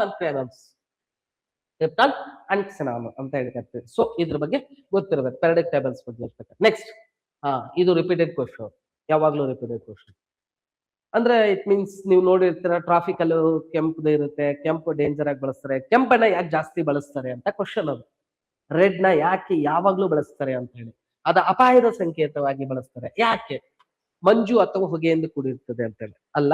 ಸೊ ಇದಕ್ಕೆ ಆನ್ಸರ್ ಏನಂತಂದ್ರೆ, ಇಟ್ ಮೀನ್ಸ್ ಅದು ಕನಿಷ್ಠ ಚದುರುವಿಕೆ. ನೀವು ನೋಡಿರ್ಬೋದು, ಅಂದ್ರೆ ಲಾಂಗೆಸ್ಟ್ ಏನಿರುತ್ತೆ ಅಂತಂದ್ರೆ ವೇವ್ ಲೆಂತ್ ಇರುತ್ತೆ. ಸೊ ನೀವು ಎಷ್ಟೇ ದೂರದಿಂದ ನೋಡಿದ್ರು ರೆಡ್ ಕಾಣುತ್ತೆ. ಸೊ ಅದು ಚದುರುವುದಿಲ್ಲ, ಅಂದ್ರೆ ಕನಿಷ್ಠವಾಗಿ ಲೆಸ್ ದೆನ್ ಅಂತಕ್ಕಂಥದ್ದು. ಸೊ ಹಾಗಾಗಿ ಏನಪ್ಪಾ ಅಂತಂದ್ರೆ ಇಟ್ ಮೀನ್ಸ್ ಇದಕ್ಕೆ ಆನ್ಸರ್ ಕನಿಷ್ಠ ಚದುರುವಿಕೆ ಅಂತ ಹೇಳಿ ಕರಿತಕ್ಕಂಥದ್ದು. ನೆಕ್ಸ್ಟ್, ಸಾವಯವ ಅವಶೇಷದಿಂದ ಮಲಿನಗೊಂಡ ಬಾವಿಗಳು ಮತ್ತು ಕೆರೆಗಳನ್ನ ಶುದ್ಧೀಕರಿಸುವುದು. ಓಕೆ, ಈ ಕ್ವಶನ್ ಯಾಕೆ ಕೇಳಿದ್ರು ಅನ್ನೋದು ಇಂಪಾರ್ಟೆಂಟ್. ಈ ಕ್ವಶನ್ ಯಾಕೆ ಕೇಳಿದ್ರು ಅಂತ ಹೇಳಿ, ಸೊ ಯಾಕೆ ಕೇಳಿದ್ರು ಅಂದ್ರೆ ಕರೆಂಟ್ ಅಫೇರ್ಸ್. ಕರ್ನಾಟಕದಲ್ಲಿ ಇತ್ತೀಚೆಗೆ ಕುಡಿಯುವ ನೀರು pH ಮಟ್ಟ 3-4ನೇ ಸ್ಟೇಜ್ ಅಲ್ಲಿ ಇದೆ ಅಂತ, 3rd and 4th ಸ್ಟೇಜ್ ಅಲ್ಲಿ ಇದೆ ಇತ್ತೀಚಿನ ಸಮೀಕ್ಷೆ ಬಗ್ಗೆ, ಹೌದಾ. ಸೊ ಕೊಳವೆ ಬಾವಿಗಿರ್ಬೋದು, ನದಿಗಳಾಗಿರ್ಬೋದು ಎಲ್ಲ ಮಲಿನ ಆಗಿದ್ದಾವೆ. pH ಮೌಲ್ಯ ನಾವು ಕುಡಿಯೋಕೆ ಯೋಗ್ಯ ಇಲ್ಲ. 1 ಸ್ಟೇಜ್, 2nd ಸ್ಟೇಜ್ ಅಲ್ಲ, 3rd or 4th ಸ್ಟೇಜ್ ಅಲ್ಲಿ ಇದೆ ಇತ್ತೀಚಿನ ಕರೆಂಟ್ ಅಫೇರ್ಸ್ ಅದು. ಸೊ ಹಾಗಾಗಿ ಆ ನಿಟ್ಟಿನಲ್ಲಿ ಕೇಳಿದಾನೆ. ಸೊ ಅಂದ್ರೆ ಇದ್ರಲ್ಲಿ ಯಾವ್ದನ್ನ ಬಳಸಬಹುದು ಅಂತ ಹೇಳಿ ನೋಡಿರ್ಬೋದು ನೀವು, ನೀರಲ್ಲಿ ಕ್ಲೀನ್ ಮಾಡಕ್ಕೆ ಪೊಟ್ಯಾಷಿಯಂ ಪರ್ಮ್ಯಾಂಗನೇಟ್ ಅಂತ ಹೇಳ್ತಾ. ಸೊ ಆಪ್ಷನ್ 1 ಅಂತ ಹೇಳಿ, ಅಂದ್ರೆ ನೀರಿನ ಶುದ್ಧೀಕರಣ ಮಾಡ್ಲಿಕ್ಕೆ ಇಟ್ ಮೀನ್ಸ್ ಅದನ್ನ ಬಳಸ್ತಕ್ಕಂಥದ್ದು. ಸೊ ಇದ್ರ ಬಗ್ಗೆ ನೆನಪಿರಿ. ಅಂಡ್ ದೆನ್ ಈಗ ನೋಡಿ, ಬ್ಯಾರೋಮೀಟರು, ಥರ್ಮೋಮೀಟರು. ಸೊ ಯಾವ್ದು ಕಳೀತಾರೆ ಅಂತ ಹೇಳ್ಬಿಟ್ಟು ಇಟ್ ಮೀನ್ಸ್ ಕ್ವಶನ್ಸ್ ನ ಕೊಟ್ಟಿರ್ತಕ್ಕಂಥದ್ದು. ಅವಾಗೆಲ್ಲ ಒಂದೇ ಕೊಡ್ತಿದ್ದ, ಉಷ್ಣಾಂಶ ಅಳೆಯಲ್ಲಿ ಯಾವ್ದು ಬಳಸ್ತಾರೆ, ಪ್ರೆಸರ್ ಅಳೆಯಕ್ಕೆ ಯಾವ್ದು ಬಳಸ್ತಾರೆ, ಡಿಸ್ಟೆನ್ಸ್ ಅಳೆಯಕ್ಕೆ ಯಾವ್ದು ಬಳಸ್ತಾರೆ ಅಂತೇಳಿ. ಸೊ ಆನ್ಸರ್ ಬಂದ್ಬಿಟ್ಟು ಯಾವ್ದಂದ್ರೆ 4 A2 ಕ್ಷೇತ್ರವನ್ನ ಅಳೆಯತಕ್ಕಂಥದ್ದು. ಹೌದಾ?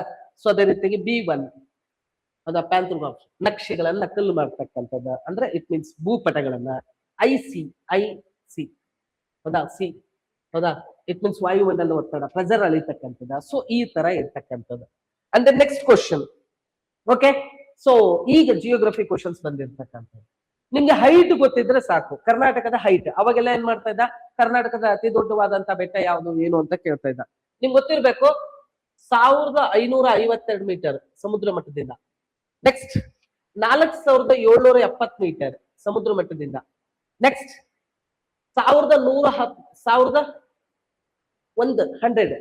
100 ಮೀಟರ್ಸ್. Next 1060 metres. ಸೊ ಹಾಗಾದ್ರೆ ಆನ್ಸರ್ ಯಾವ್ದಂತ ನಿಮ್ಗೆ ಗೊತ್ತಾಯ್ತಿಲ್ಲ. ಹೌದಾ?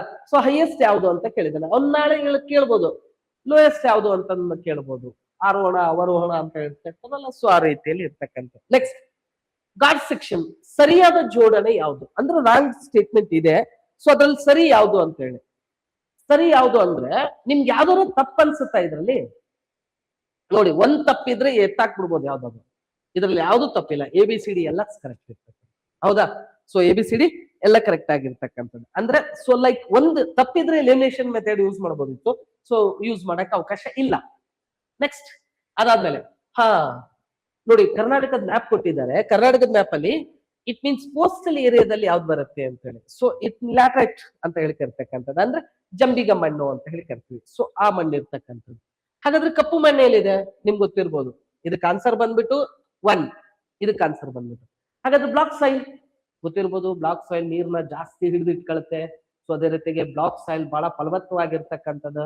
ಈ ವಿಜಯಪುರ, ಬಾಗಲಕೋಟೆ, ಗದಗ, ಹಾವೇರಿ, ಬಳ್ಳಾರಿ, ಚಿತ್ರದುರ್ಗ, ಸೊ ಆ ಮೇಲ್ಭಾಗ ಇದೆಯಲ್ಲ ನಾರ್ತ್ ಕರ್ನಾಟಕ, ಸೊ ಅಲ್ಲಿ ಬ್ಲಾಕ್ ಸಾಯಿಲ್ ಇರ್ತಕ್ಕಂಥದ್ದು. ಅಂಡ್ ದೆನ್ ರೆಡ್ ಸಾಯಿಲ್ ನಿಮ್ಗೆ ಗೊತ್ತಿರ್ಬೋದು, ರೂಪಾಂತರ ಶಿಲೆಯಿಂದ ಆಗಿರ್ತಕ್ಕಂಥದ್ದು. ಸೊ ಬೆಂಗಳೂರು, ಮೈಸೂರು, ಮಂಡ್ಯ, ಕೋಲಾರ, ಚಿಕ್ಕಬಳ್ಳಾಪುರ, ಹೌದಾ, ರಾಮನಗರ್, ಸೊ ಅಲ್ಲಿ ಬರ್ತಕ್ಕಂಥದ್ದು. ಈ ನೆಕ್ಸ್ಟ್ ಮೆಕ್ಕಲ್ ಮಣ್ಣು ಅಂತ ಹೇಳಿ. ಸೊ ಮೆಕ್ಕಲ್ ಮಣ್ಣು ನಿಮ್ಗೆ ಗೊತ್ತಿದೆ. ಸೊ ನದಿಗಳ ದಂಡೆಯಲ್ಲಿ ಇರ್ತಕ್ಕಂಥ ತುಂಗಾ, ಭದ್ರಾ, ಸೊ ಆ ಭಾಗದಲ್ಲಿ ಅಂದ್ರೆ ಲೈಕ್ ಶಿವಮೊಗ್ಗ ಅಲ್ಲಿ ಇರ್ತಕ್ಕಂಥ. ನೆಕ್ಸ್ಟ್ ನಗರಗಳ ವರ್ಗೀಕರಣ ಅಂದ್ರೆ ನಿಮ್ಗೆ ಪುರಸಭೆ, ನಗರಸಭೆ, ಮಹಾನಗರ ಪಾಲಿಕೆ ಅಂತ ಹೇಳಿ ಕರಿತೀವಲ್ಲ, ಹಂಗೆ ಹೋಬಳಿ, ಹಳ್ಳಿ, ಹೌದಾ, ಹಂಗ್ ಕರಿತೀವಲ್ಲ. ಸೊ ಇಲ್ಲಿ ನಗರಗಳನ್ನ ಕೇಳಿರ್ತಕ್ಕಂಥದ್ದು. ಸೊ KS ಲೆವೆಲ್ ಅಲ್ಲಿ ಇದೆ ಪ್ರಶ್ನೆ. ಹೌದಾ? ಫಸ್ಟ್ ಆಫ್ ಆಲ್ ನಿಮಗೆ ಮೆಗಾಲೋಪೊಲಿಸ್ ಅಂದ್ರೆ ಏನಂತ ಗೊತ್ತಿರ್ಬೇಕು, ಸಿಟಿ ಅಂದ್ರೆ ಏನಂತ ಗೊತ್ತಿರ್ಬೇಕು, ಟೌನ್ ಅಂದ್ರೆ ಏನಂತ ಗೊತ್ತಿರ್ಬೇಕು, ಅರ್ಬನೈಸೇಷನ್ ಅಂದ್ರೆ ಏನಂತ ಗೊತ್ತಿರ್ಬೇಕು. ಹೌದಾ? ಸೊ ಹಾಗಾದ್ರೆ 73 ಆನ್ಸರ್ ಯಾವ್ದು ಅಂತಂದ್ರೆ ABDC. ಸೊ ಎರಡನೇದು ಫಸ್ಟ್ ಸಿಟಿ, ಆಮೇಲೆ ಫಸ್ಟ್ ಟೌನು, ಆಮೇಲೆ ಸಿಟಿ, ಆಮೇಲೆ ಇಟ್ ಮೀನ್ಸ್ ಅರ್ಬನೈಸೇಷನ್ಸ್, ಆಮೇಲೆ ಸಿ ಅಂದ್ರೆ ಮೆಗಾಪೊಲಿಸ್ ಅಂತ ಹೇಳ್ತಿರ್ತೀವಿ. ಸೊ ಅಂದ್ರೆ ಇಟ್ ಮೀನ್ಸ್ ABDC ಅಂತ ಹೇಳಿ. ಅಂಡ್ ದೆನ್ ನೆಕ್ಸ್ಟ್ ಅದಾದ್ಮೇಲೆ ಪೋರ್ಟ್. ಇತ್ತೀಚೆಗೆ ಕೇಂದ್ರ ಸರ್ಕಾರದ ಪೋರ್ಟ್ ಒಂದು ಕಾರ್ಯಕ್ರಮ ಬಂದಿತ್ತು. ಸೊ ಹಂಗಾಗಿ ಆ ಹಿನ್ನೆಲೆಯಲ್ಲಿ ಇದನ್ನು ಕೇಳಿದ್ದಾರೆ. ಯಾವುದು ತಪ್ಪಾದ ಜೋಡಿ ಅಂದ್ರೆ ಕೆಳಗಿನ ಯಾವ ಜೋಡಿಗಳು ಸರಿಯಾಗಿದ್ದಾವೆ, ಒಂದು ತಪ್ಪು ಇರ್ಬೇಕು ಇದ್ರಲ್ಲಿ. ಅಂದ್ರೆ ABD ಸರಿ ಇದನ್ನ ABC ಅಂತ. ಇದ್ರಲ್ಲಿ ತಪ್ಪು ಯಾವ್ದಂದ್ರೆ ಇದು ಒಂದೇ, ಯಾಕಂದ್ರೆ ಇದು ಟಿಟಿಕೋರಿಯಲ್ ಇದು. ಹೌದಾ? ಪಾರ್ದೀಪ್ನಾಗಿಲ್ಲ, ಒಡಿಶಾದ ಪಾರ್ದೀಪಲ್ಲಿ ಇಲ್ಲ ಇದು. ಸೊ ಹಾಗಾದ್ರೆ ಸಿ ತಪ್ಪಿದೆ. ಸಿ ಎಲ್ಲೆಲ್ಲಿದೆ ತೆಗೆದಾಕಿ, ಇಲ್ಲಿದೆ, ಇಲ್ಲಿದೆ, ಇಲ್ಲಿದೆ. ಸೊ ಹಾಗಾದ್ರೆ ಆನ್ಸರ್ ಬಂದ್ಬಿಟ್ಟು ಬಿ. ಎಲಿಮಿನೇಷನ್ ಮಾಡಾಕಿ, ಯೋಚನೆ ಮಾಡ್ಬೇಡಿ. ಸೊ ಆನ್ಸರ್ ಬಂದ್ಬಿಟ್ಟು ಬಿ. ಸೊ ಯಾವ್ದಾದ್ರು ಒಂದ್ ಅದ್ರಲ್ಲಿ ಮಿಸ್ಟೇಕ್ ಇರುತ್ತೆ, ಅದ್ ಹೇಳ್ಕೋಬೇಕು, ಆನ್ಸರ್ ಹಾಕ್ಬೇಕಷ್ಟೇ. ನೆಕ್ಸ್ಟ್ ಕೆಳಗಿನ ಯಾವ ರಾಜ್ಯದ ಮೂಲಕ ಟ್ರೋಪಿಕಲ್ ಕ್ಯಾನ್ಸರ್ ಅಂದ್ರೆ ಕರ್ನಾಟಕ ಸಂಕ್ರಾಂತಿ ಇರುತ್ತೆ, ನಿಮ್ಗೆ ಗೊತ್ತಿರ್ಬೋದು. ಇದಕ್ಕೆ ಆನ್ಸರ್ ಬಂದ್ಬಿಟ್ಟು ಯಾವ್ದಂತ ನಾನು ಹೇಳ್ಬಿಡ್ತೀನಿ. ಫಸ್ಟ್ ಬಿಹಾರ. ಒಟ್ಟು ಏನಂತಂದ್ರೆ 18 ರಾಷ್ಟ್ರಗಳಲ್ಲಿ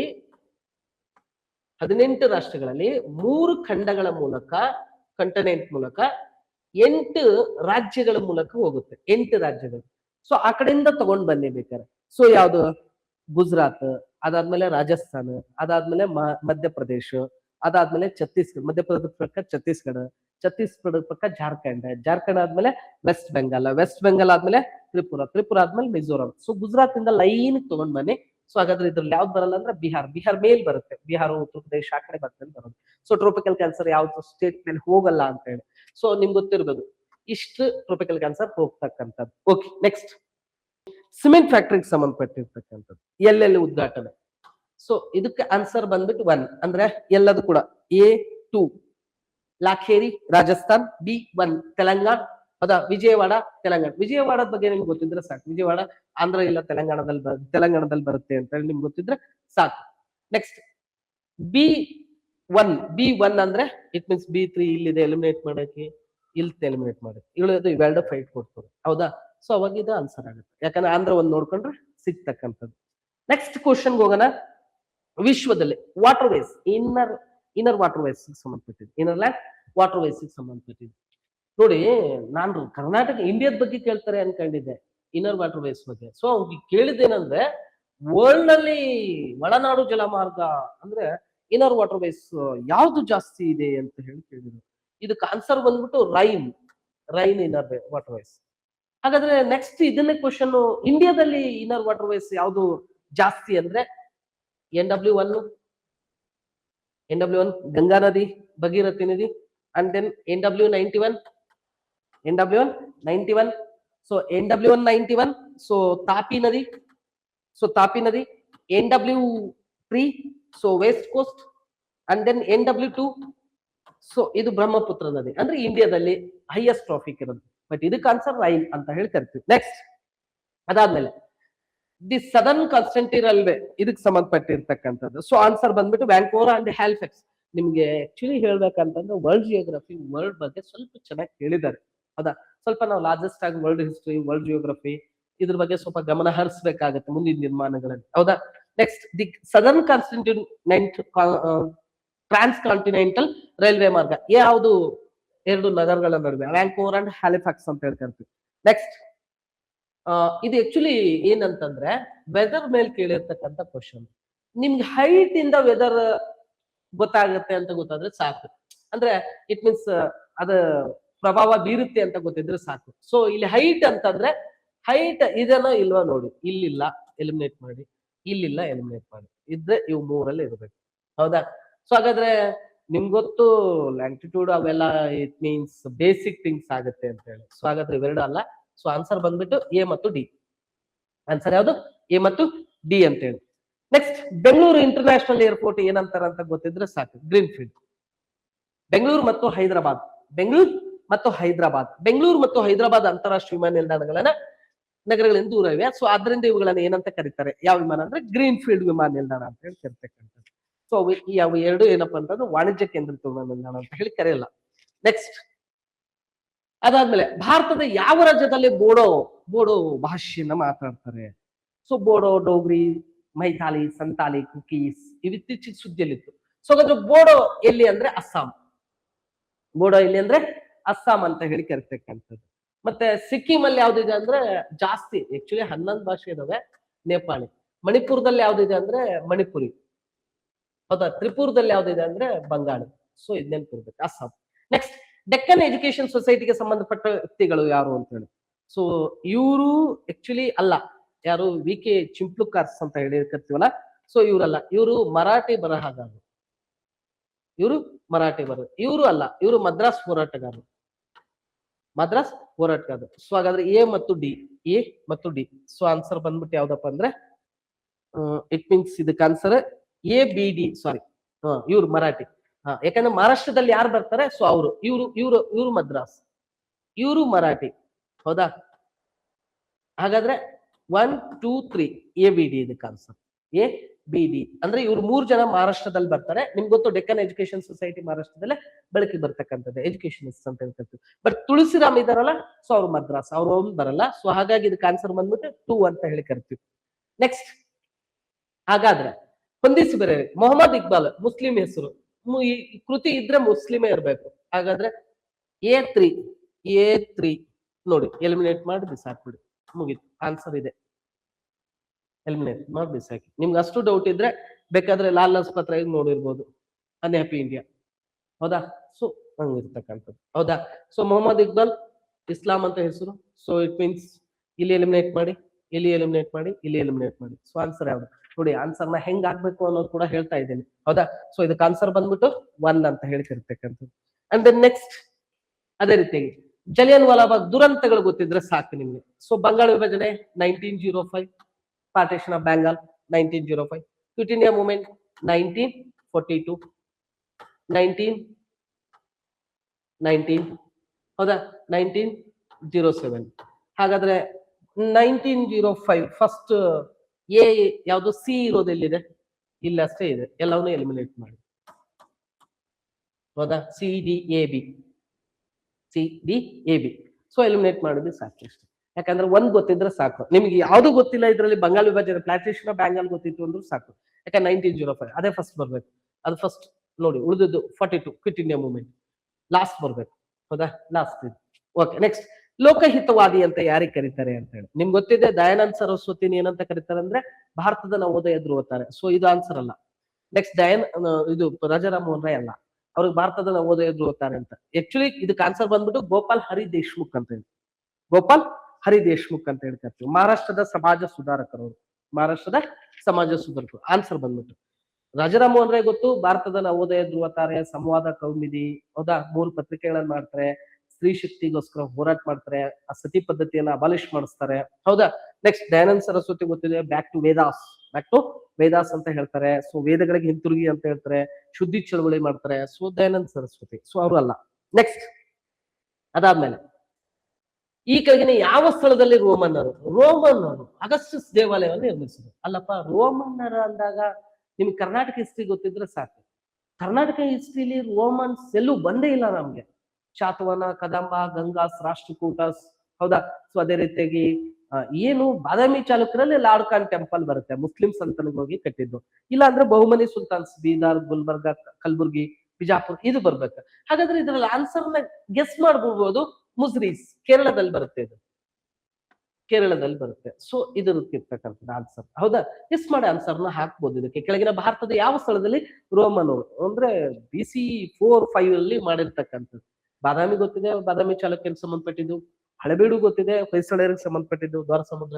ಪಟಲಿಪುತ್ರ ಗೊತ್ತಿದೆ, ಇಟ್ ಮೀನ್ಸ್ ಪಾಟ್ನಾ, ಎಲ್ಲಿ ಬೌದ್ಧಗಯ, ಬಿಹಾರ್, ಹೌದಾ. ಸೊ ಅಲ್ಲಿ ಬರ್ತಕ್ಕಂಥದ್ದು. ನೆಕ್ಸ್ಟ್ ದೇವಾಲಯಗಳ ಬಗ್ಗೆ ಕೇಳ್ತಾ ಇದ್ದ. ನಾಗರ ಶೈಲಿ, ವೇಸರ ಶೈಲಿ, ಇಂಡೋ ಸಾರ್ಸನಿಕ್ ಶೈಲಿ, ಇದ್ರ ಬಗ್ಗೆ ಸ್ಟೈಲಿಶ್ ಬಗ್ಗೆ ಕೇಳ್ತಾ ಇದ್ದ. ಸೊ ಈಗ ಏನ್ ಮಾಡಿದಾನೆ ಅಂತಂದ್ರೆ ನೋಡಿ, ದಿವಾನ್ರ ಕಾಲದಲ್ಲಿ ಕಟ್ಟಿರ್ತಕ್ಕಂಥದ್ದು ಮತ್ತು ಒಂದು ವಿಜಯನಗರ ಸಾಮ್ರಾಜ್ಯದ ಕೇಳಿದ್ದಾನೆ, ಶಾರದಾಂಬ ದೇವಾಲಯ ಶೃಂಗೇರಿ ಕೇಳಿದ್ದಾರೆ, ಹೌದಾ. ಸೊ ಇವು ಯಾವ ಶೈಲಿಯಲ್ಲಿ ಇದಾವೆ? ದ್ರಾವಿಡ ಶೈಲಿ, ಆಧುನಿಕ ಶೈಲಿ, ಇಂಡೋ ಸಾರ್ಸನಿಕ್ ಶೈಲಿ, ಗೋತಿಕ್ ಶೈಲಿ ಅಂತ ಹೇಳಿ.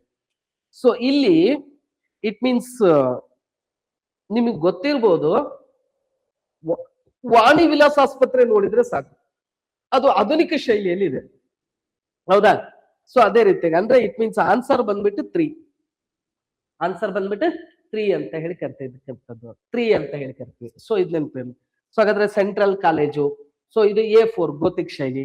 ಸೊ ಅದೇ ರೀತಿಯಾಗಿ ಶಾರದಾಂಬ ದೇವಾಲಯ Sringeri, B it means 1 Dravidian ಶೈಲಿ, ಲೈಕ್ C ವಾಣಿ ವಿಲಾಸ್ ಆಸ್ಪತ್ರೆ, ಹೌದಾ, ಆಧುನಿಕ. Kamal Mahal Hampi, D3 Indo Saracenic, Indo Islamic ಶೈಲಿ. ನೀವು ಕಮಲ್ ಮಹಲ್ ನೋಡಿರ್ಬೋದು, ಗಮ್ಮುಟ ಟೈಪ್ ಅಲ್ಲಿ ಇದೆ, ಹೌದಾ. ಸೊ ಕಂಬ, ಗುಮ್ಮುಟ, ಆ ತರ ಇದೆ. Okay, next Vishnuvardhana. ಇದಕ್ಕೆ ಆನ್ಸರ್ ಏನಂದ್ರೆ ಇಟ್ ಮೀನ್ಸ್ ಚೋಳರ ರಾಜಕುಮಾರಿ ಚೋಳ ಮಹಾದೇವಿಯನ್ನ ವಿವಾಹ ಆಗಲ್ಲ, ವಿಷ್ಣುವರ್ಧನ ರಾಜ್ಯದಲ್ಲಿ ಶಾಂತಲಾ ದೇವಿ ಅಂತ ಹೇಳಿ, ಹೌದಾ. ಇದಕ್ಕೆ ಆನ್ಸರ್ ಬಂದ್ಬಿಟ್ಟು ABD. ಯಾಕಂದ್ರೆ ನೊಳಂಬವಾಡಿಗೊಂಡ ಅವನ್ ಟೈಟ್ಲ್ ವಿಷ್ಣುವರ್ಧನ್ ಟೈಟ್ಲ್ ತಲಕ ಇವ್ರನ್ನ ಸೋಲ್ಸ್ಬಿಟ್ಟು. ನೆಕ್ಸ್ಟ್ ರಾಮಾನುಜಾಚಾರ್ಯರಿಗೆ ಆಶ್ರಯ ಕೊಟ್ಟಿದ್ದ, ಹೌದು, ಮೇಲುಕೋಟೆಯಲ್ಲಿ ರಾಮಾನುಜಾಚಾರ್ಯರಿಗೆ ಆಶ್ರಯ ಕೊಟ್ಟಿದ್ದ, ಮೇಲುಕೋಟೆ ಚಲುವನಾರಾಯಣ ಸ್ವಾಮಿ ದೇವಾಲಯನು ಕಟ್ಟಿಸಿದ. ನೆಕ್ಸ್ಟ್ ಅವ್ರ ಮಿಸಸ್ ಹೆಸರು ಬಂದ್ಬಿಟ್ಟು ಗಂಗಾ, ಇಟ್ ಮೀನ್ಸ್ ಶಾಂತಲಾ ದೇವಿ ಅಂತ ಹೇಳಿ, ನಾಟ್ಯರಾಣಿ ಶಾಂತಲಾ ದೇವಿ. ಆದ್ರೆ ರಾಜಧಾನಿಯನ್ನ ಇಟ್ ಮೀನ್ಸ್ ದ್ವಾರ ಸಮುದ್ರಕ್ಕೆ ವರ್ಗಾವಣೆ ಮಾಡಿದ್ದು ಕೂಡ ವಿಷ್ಣುವರ್ಧನ್. ಸೊ ಹಾಗಾಗಿ ಇದಕ್ಕೆ ಆನ್ಸರ್ ಬಂದ್ಬಿಟ್ಟು ABD. ನೆಕ್ಸ್ಟ್ ಅದಾದ್ಮೇಲೆ ಕೃಷ್ಣದೇವರಾಯ. ನಿಮ್ಗೆ ಗೊತ್ತಿರ್ಬೋದು, ಅಕ್ಬರ್ನ ಆಸ್ಥಾನದಲ್ಲಿ ಅಷ್ಟದಿಗ್ಗಜರಿದ್ರು. ಸೊ ಅದೇ ರೀತಿಯಾಗಿ ಕರ್ನಾಟಕದಲ್ಲಿ ಕೃಷ್ಣದೇವರಾಯನ ಕಾಲದಲ್ಲಿ ಅಷ್ಟದಿಗ್ಗಜರಿದ್ರು. ಆ ಅಷ್ಟದಿಗ್ಗಜರಲ್ಲಿ ಒಬ್ರಿಗೆ ಒಂದು ಟೈಟ್ಲ್ ಇತ್ತು, ಯಾವ್ದು ಅಂದ್ರೆ ಸಂಗೀತ ಸಾಹಿತ್ಯ ಸಮರಾಂಗಣ ಸೌರಭಾಮ ಅಂತ ಹೇಳಿ. ಸಂಗೀತ ಸಾಹಿತ್ಯ ಸಮರಾಂಗಣ ಸೌರಭಾಮ ಅಂತ ಹೇಳಿ. ಅಲ್ಲ ಸರಿ ಪೆದ್ದನ್ನ ಇದಕ್ಕೆ ಆನ್ಸರ್ ಆಕ್ಚುಲಿ. ಅಲಸಾನಿ ಪೆದ್ದಣ್ಣ. ಸೊ ಇವರೆಲ್ಲರೂ ಇದ್ರು. ಸೊ ಅದ್ರಲ್ಲಿ ಯಾರಿಗಿತ್ತು ಅಂತ ಹೇಳಿ ಅಲಸಾನಿ ಪೆದ್ದಣ್ಣ ಆನ್ಸರ್. ನೆಕ್ಸ್ಟ್, ಭಾರತದ ಮೇಲಿನ ದಾಳಿಗಳು. ನಮ್ಗೆ ಗೊತ್ತು, ಅರಬ್ರ ದಾಳಿ, ಗಜ್ನಿ ದಾಳಿ, ಅಲೆಕ್ಸಾಂಡರ್ ದಾಳಿ, ಹೌದಾ, ನೆಪೋಲಿಯನ್ ಬೋನಾಪಾರ್ಟಿ, ಅಲ್ಲಿ ಯುರೋಪ್ನಾಗ ಏನಾಯ್ತು, ಹೌದಾ. ಬಟ್ ಇಲ್ಲಿ ಇಂಡಿಯಾದ ಮೇಲೆ ಯಾರ್ಯಾರು ಯಾವ್ಯಾವಾಗ ದಾಳಿ ಮಾಡಿದ್ರು ಅಂತ ಹೇಳಿ. ಸೊ ಇದ್ರಲ್ಲಿ ಆನ್ಸರ್ ಬಂದ್ಬಿಟ್ಟು 2. ಫಸ್ಟ್ ಬರೋದು ಇಂಡೋ ಗ್ರೀಕ್, ಅವ್ರ ನಂತರ ಶಕಾಸು, ಕುಶಾನ್ಸು, ಪಾರ್ಥಿನಿಯರ್ಸ್, ಹೌದಾ.